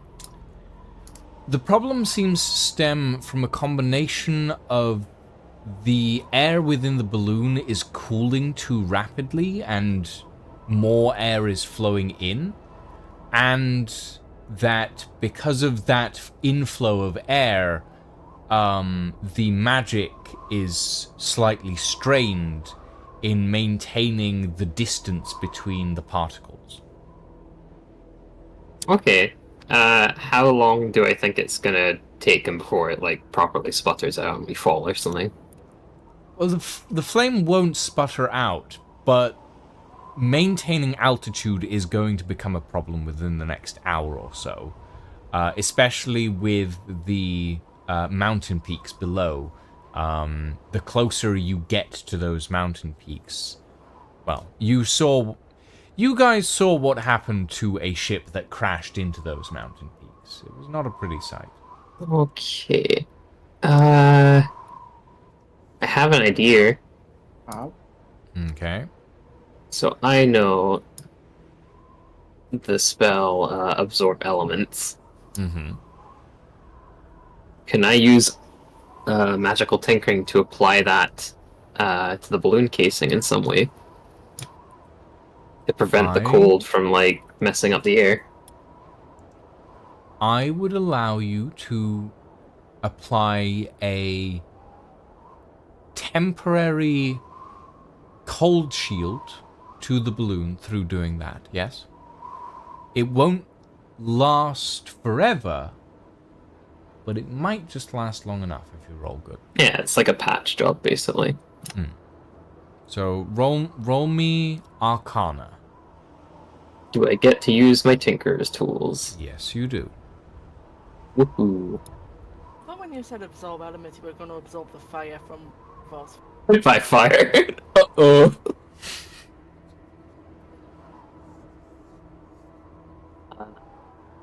Okay, that's a 10. 10. Rolled a 2. That's kind of unfortunate. Okay. You climb the rigging and you start inscribing small runes on the outer casing of the balloon. Small runes at regular intervals around the edge. It takes you a good hour, and by that point, the ship scrapes against one of the peaks. The very bottom of the ship scrapes against one of the sort of peaked valleys of one of the top of the mountains. But eventually you do manage to put in these runes and apply this spell to the balloon. Immediately, the cold is pushed away from the balloon. The balloon heats up, and suddenly you're lifted higher out of the mountain range. The ship does sustain 1 point of damage. However, you manage to successfully evade any more damage taken. I cast Mending on the ship. Good ship. Mending has absolutely no effect. Because it is a massive ship. Don't worry about it. And also the scrape is on, like, the underside of it. Good so, ship. Pat. But yeah. So you manage to maintain flight for the duration of your crossing across the Kragstead Mountains. Not without taking damage, but you managed to maintain it. Alright. Who wants to roll next? Someone other than me. I can roll. I'm doing so good. I got a nat 20 2 rolls ago, and then a 2. So it needs to be good next time, right? That's how it works. Yeah, that's how statistics work. We'll find Oh. out. Is it just a d20? Yeah. It's just a d20, yeah. 10! 10. Better. Okay. Same! Better. Okay. So, the Whalemore sails on. Across the dawn lights, you watch as the Cragstead Mountains recede far behind you, the rolling plains spread out beyond. In the distance, you see the ocean and the edge of a small town called Danis Eld. Seems a long time ago now by comparison. As you all sail, at one point, Gareth pulls you all up to the flight deck and points out a flock of small, jagged-looking creatures that are sailing through the sky, and goes, "See those in the distance? Those, my friends, are shatter starlings. Dangerous little creatures. Don't let them ever get close to a ship like this. Oh, they're real tasty. Watch." And you see a large raven of some sort. Crow, maybe. Or maybe an owl. You're not entirely certain at this distance. It's very hard to judge. It's a bird at any rate.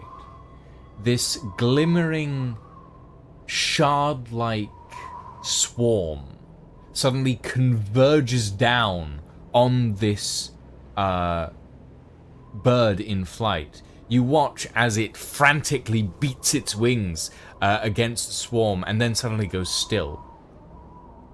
The swarm encircles it in this sort of like glittering ball and then swoops away. And what is left is a skeleton that just drops out of the sky. Gareth chuckles. Yeah, you never want to face one of those in a fight, not without the proper tools. Delicious, though. Trust me.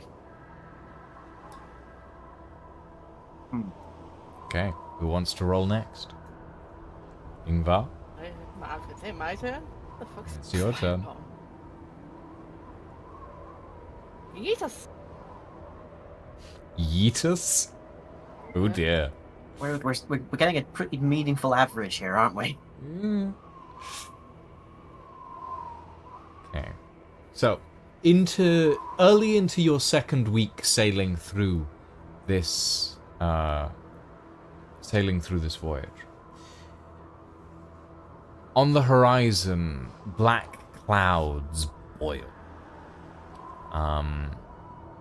Agresta, the first mate, shouts over to you all. "I don't suppose any of you got any weather magic, do ya? 'Cause we're in for a mighty bad maelstrom, it's looking like. We can probably make it cut worse. around it." What? You can make it worse? I don't Yeah. want it worse! I mean, that's all I've got. Ugh.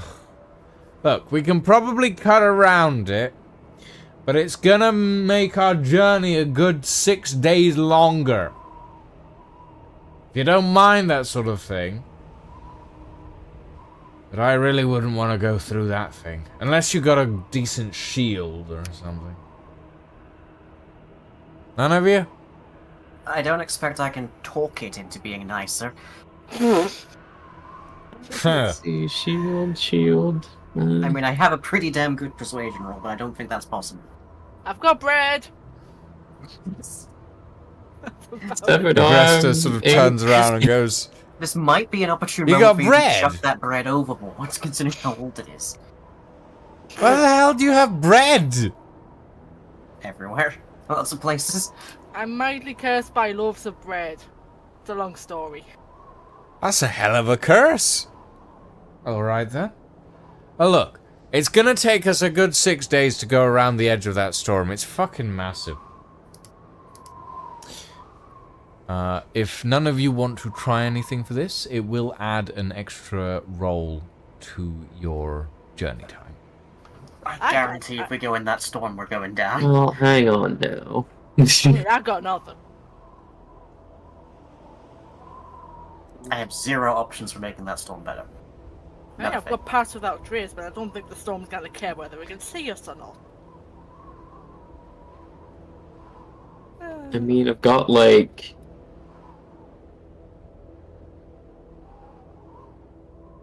the spell Shatter that I could technically maybe use, but I think the storm's too big for that. Yeah, I don't think you can shatter a storm. I mean, it's a sound spell, so it could dissipate like clouds and stuff potentially, but I think it's too big for that. If you could make a sound like heavy enough to shatter a storm, you And were I use also call going to lightning utterly to shatter call lightning past over it. to somewhere else. Interesting idea. Probably wouldn't work. Not But without shattering our You can eardrums in the you process. can Yeah, try. I don't have any weather manipulation otherwise, that's it. You can try. I'm not going to stop you, but it's your choice. Take an extra die on the journey, or risk the Cast storm. minor illusion. Oh no, there's a sputtery little pilot out to the left of us. Oh no, Storm, something terrible could happen to them. It's your choice. I think the D20 would be. I think we'll take the safer. D20, it's probably safer, yeah. Yeah. Okay. I mean, relative to how we've gone so far, it's probably safer. Okay. So that takes your journey up to 4 d20s to roll. So, who wants to roll next? I guess it's back to me. I think we're just going in loop. Yeah. We might as well. I guess this does also mean I will be making the last roll. Uh-oh. Yeah, brace yourselves. I mean, we could rock, paper, scissors. 6. We're really not doing well with these, are we? We should have taken the 2 days. The storm front billows in the distance. As the days progress, you start realizing that this storm front is much larger than you anticipated. Oh, boy. We're having a those aren't mountains, those are waves moment, I think. Yeah. And That's a tsunami. you look up, and these dark, black, roiling storm clouds just covering the horizon, and lightning's crackling through the storm itself. A biting, chill wind blowing in from that sort of area. Eventually, Garroth puts up a hand and says, "All right, I guess there's nothing for it.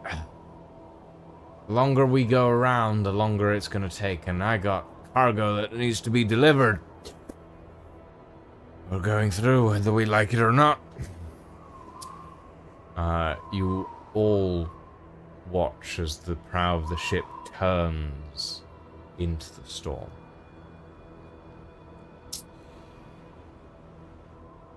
The first hour is relatively smooth. Not too many lightning strikes on the edge, on the fringe, but then you suddenly start to turn in deep. The fog becomes acrid. The ozone smell permeates the air. Heavy thunderclaps sound around you, shaking the very timbers of the ship.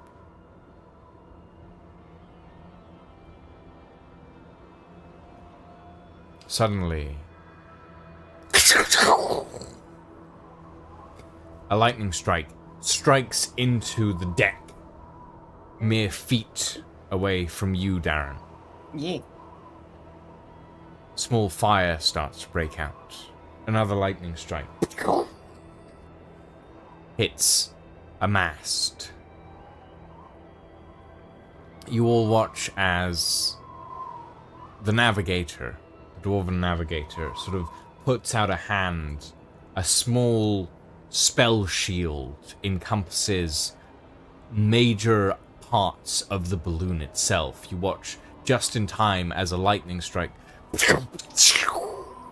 as it glances off this minor barrier that the navigator has summoned around the balloon.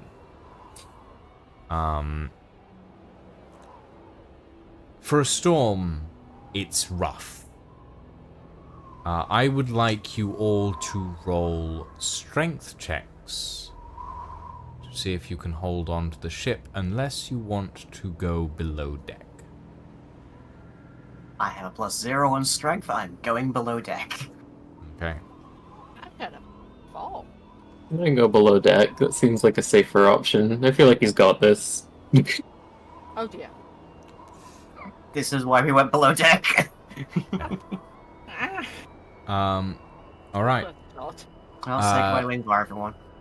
As the ship Goodbye. rocks to and fro in the storm, you, Ingvar, start to get pelted by rain. Your feet slip on the deck. You're not entirely familiar with this sort of vessel, and keeping your footing is difficult. Think Suddenly- that's not help? Well, we'll get to that. Suddenly, you feel the deck list beneath you. You slide across to one side. Your back slams into a railing that has apparently been ill-maintained as you feel it crack beneath your back. You have 10 seconds, maybe. What do you do? Call out for the dragon, maybe? Okay. Kazma materializes next to you. You feel him immediately grab your arm, pulling you back just as you feel the wood behind you give way. A metal spar that was securing it in place, whistling off into the depths of the fog below. Eventually, you all manage to... The ship itself manages to exit the other side of the maelstrom, though not without sustaining another 2 points of damage. Okay. 3 more rolls to go. Who's up next? Yes, I can roll again. Lost track of who's roll. Who else is afraid? Uh-oh. 1. Oh, 1. Oh, we're going down. We're going down hard. Okay. 1. Broad, you've doomed us. Prod left and your luck went to shit. It wasn't good to begin with. Okay, so light dawns on the vessel as it exits the maelstrom. Or at least you think it's light, sunlight. But then you have to squint because it doesn't feel like sunlight. It's not warm. There's no warmth to this light. You look up and you see flickering mirror-like surface. Sort of like crystal wings beating in time. Suddenly, Garroth calls out, "Sterlings!" And he grabs what looks to be this heavy, sort of like a large tank, pulls out a long, thin rod, points it up, presses this ignition key, and nothing happens. He goes, shit! Agresta! Get the others! And you notice this swarm of shatter starlings beading down on the ship as it exits the maelstrom. This glittering swarm of death. I would like you all... Actually, no, this isn't... They're not really enemies. So I'll give you all a chance to do something before this hits. No initiative order required. Interesting. Do they have any natural predators that ideally are quite humanoid? Since you spoke to the captain about this earlier, I will say that you know a little bit about Shatterstarlings. You know that they do not get along well with fire, but they are attracted to heat. Humans don't usually hunt them because they generally stay high up in the colder currents, and because they're attracted to heat, they go after most things that are warm-bodied.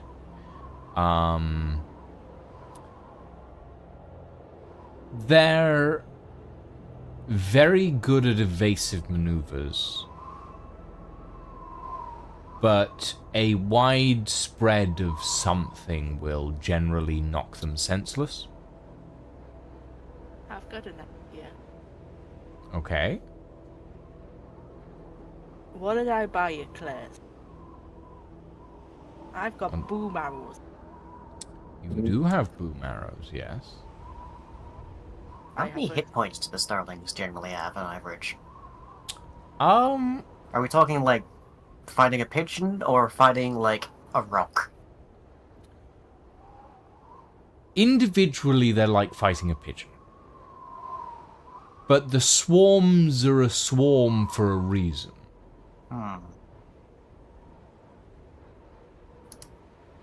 So it's probably not enough for me to just cast sleep. I mean, depends. How many can you target with sleep? There is no limit to the number of targets, however it is hit point based. Okay, so you could probably put a few of them to sleep, but it wouldn't put all of them to sleep. I have basically nothing else of use. So I have Shadow. arrows? We've got shatter and we've got explosive bomb for arrow. My Shadow does actually quite a lot of damage because I'd be casting it with a 5th level spell slot. It's that, if one of you needs to go first, so pick. Most damage first, then smallest, or smallest first, then biggest? Well, how much damage does shatter can shatter? It has a base of 3d8, around a 10-foot radius sphere. And that increases every level above second, so, yeah, 6d8 thunder. Whereas the arrows are apparently a 60-foot radius of boom area with 12d8 explosive damage. Kaboom! Oh, they're better than a 5th level shatter apparently, so let's use those. Do remember, you are on an airship.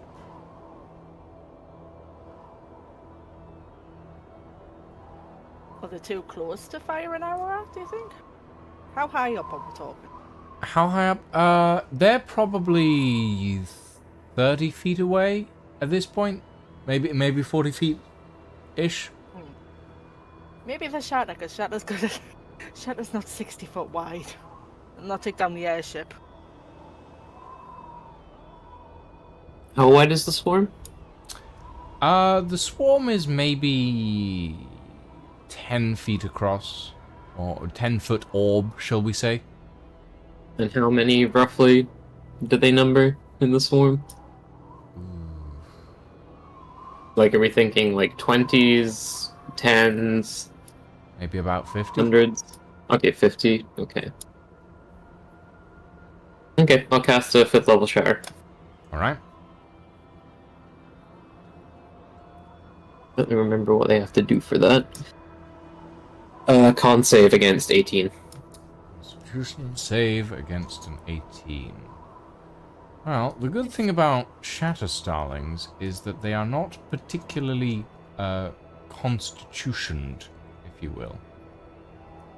So we shall see how they do. I hope you're rolling a group Oh, about wow. one bed at a time. So that's a critical fail on their constitution save. Roll me damage. Okay. I rolled I rolled a constitution save for the whole swarm, not for individual starlings, because I was gonna say. God. I'd Yeah, have to forever. roll that 50 times. I don't want to do that. Okay, so that is, 68 damage. Okay, 68 Which damage. is 18. I'm going to use Meta Magic to reroll 2 of those. Okay.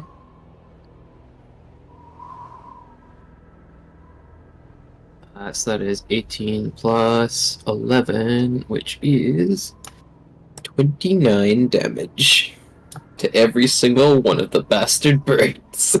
29 damage to the Shatter Starlings. You, as Garroth is shouting orders down to various people, you bring your hands together up towards this storm that is this swarm that is diving towards the deck of the Whalemaw, and you release this wave of shattering sound that dissipates up into the air. Immediately, all the Shatter Starlings seem to follow their name, and their wings just shatter across multiple arcs. You watch as a dozen different ones maybe fall past the side of the ship. Another dozen drop to the deck. The last few, however, strike the balloon and shatter against it with razor-sharp shards of glass. The ship takes another 3 points of damage, taking its total damage to 6 out of 12.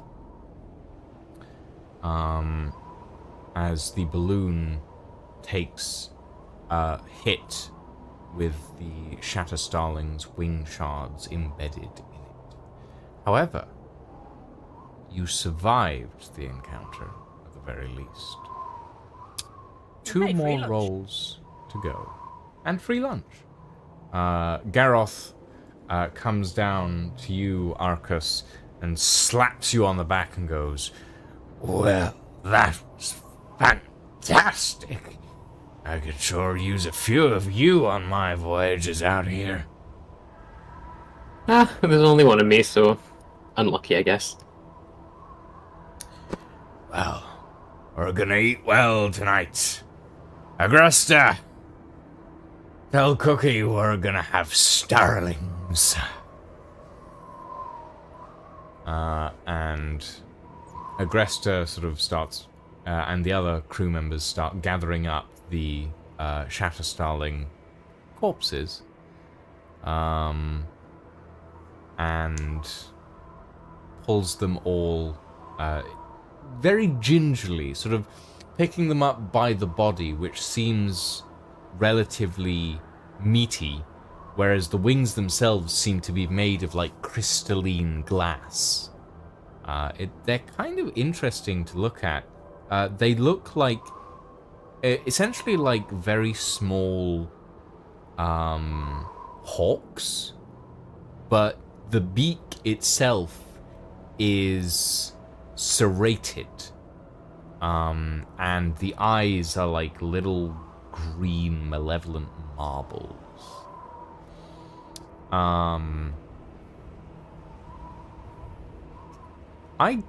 I shaved my beard, lying. I don't like having a beard. Anyway, off that tangent.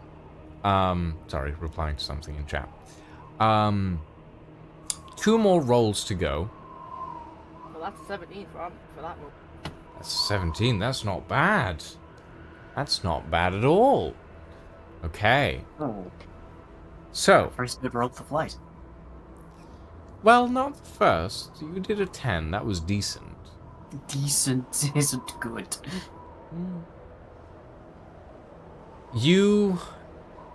The ship sails on. Now well into the 3rd week of your travels. It's midday and you're looking down below when you catch sight in the distance, maybe still a good 100 kilometers away, 100 leagues, shall we say. The faint golden outline of what looks to be a desert. You also have a extraordinarily hearty meal of Shatterstarling, which will give you all a 1d12 of temporary hit points for the next 48 hours. Oh. You all get an extra 11 temporary hit points. Ooh. One last roll. Who's doing it? You know, I've been so lucky. I think I should be. Yeah, I'm gonna do You it. rolled Listen. a nat 1.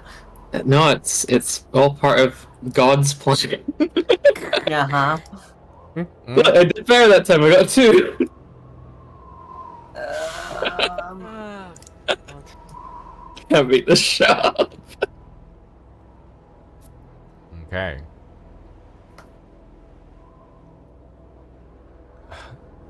Dawn rises on your last day aboard the Whalemore. And dawn rises on a pair of sleek-looking Metenian cutter ships drawing up alongside the battered-looking cargo vessel. As 2 officers dressed in Metenian watch garb step across the gangplank, Garroth standing resolutely next to you all as an inspection is made of Garroth's cargo. Oh, As no. the officers come through, they give you all a look up and down. One of them goes,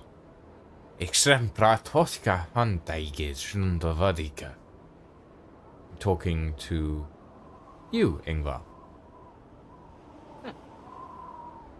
You do not understand the tongue he is speaking. It seems to be a tongue that is native to Metina.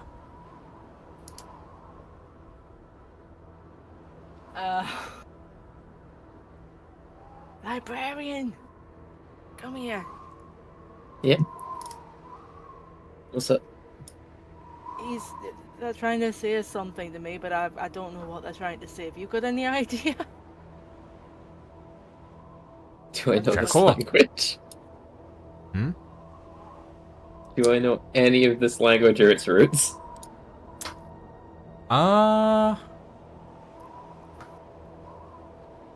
Do you think the librarian would have spent time in the south?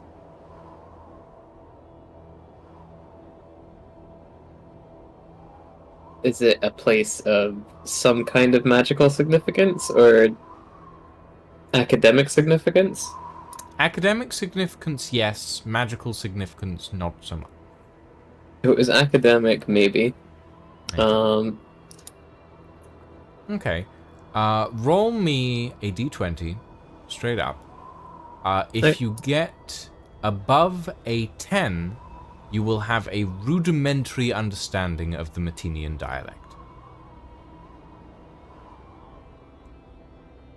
Oh boy. 5! Wow, I fucking hate roll 20's quantum dice. We're not doing well, are we? Maybe you shouldn't be rolling on roll 20. Well, saying the we get sheet's to roll that broken, again? so... What do you mean the sheet's broken?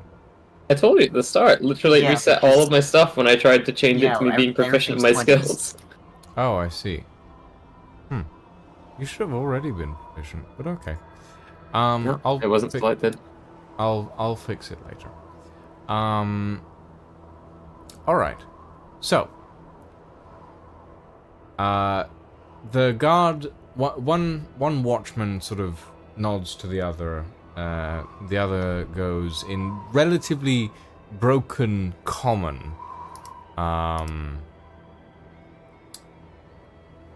Where are papers? Identification. Christ. I'm the librarian. Do you have papers to prove your... Yeah, sure thing. I gave him a library membership for. The What are we trying to watchman prove? takes it, Like, looks at it, looks at you, sighs. can't believe we're gonna get caught by the border guard of all things. Folds it up, tucks it in his pocket, goes, "You are new to Metina, yes?" Oh yeah. Okay. When you get to the city, go to... what's his word? An embassy? Embassy, yes. Go to embassy. They will furnish you with appropriate documentation and other things you will need to traverse Metina and other areas safely. If you do not have papers of identification, you will be arrested and, well, many watchmen not so nice as me and Doshorbe over there. You get my meaning? Kind of? If you do not have papers, you get sent to jail. Capiche? Oh, okay. Oh, not again. Good. Yeah, we just got out of jail. That could be a problem. We just got out of jail. Well, not us specifically, but no. No, we were at the place where jail was, but we were not in jail. Specifics count, I guess. I Wasn't can our- probably talk us out of this, but I don't know what exactly I'd have to say. So you were visiting jail Yes. temporarily. Yeah. And okay then. That's not so bad. Well, go to embassy, get your papers sorted, and you may want to not be around this place very soon. And he sort of whistles to the other watchman, jerks his finger in the direction of the sort of watchman's cutter that is idling next to the whale moor, and says, Gareth, you're all good. Mostly. And they climb back aboard the cutter.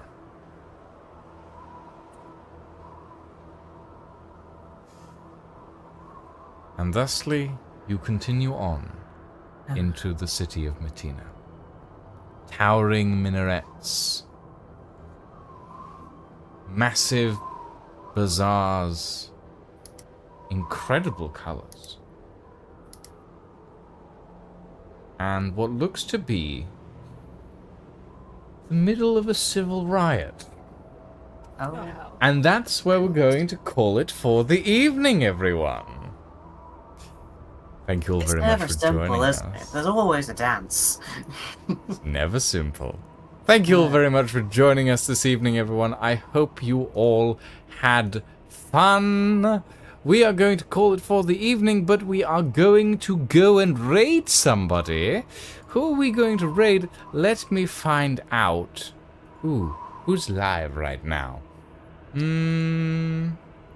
Methinks we shall go and raid a TB Sliver, who's currently playing some Satisfactory. Thank you all very much for joining us this evening, everyone. I hope you had fun. I most certainly did. I have been your game master, Lucian V. Ghost. These have been my wonderful players. Thank you very much That's for debatable. joining us. Have a very good We try evening our best. and a very good night. Ta-ta for now. We try our best, and then the dice make sure we don't.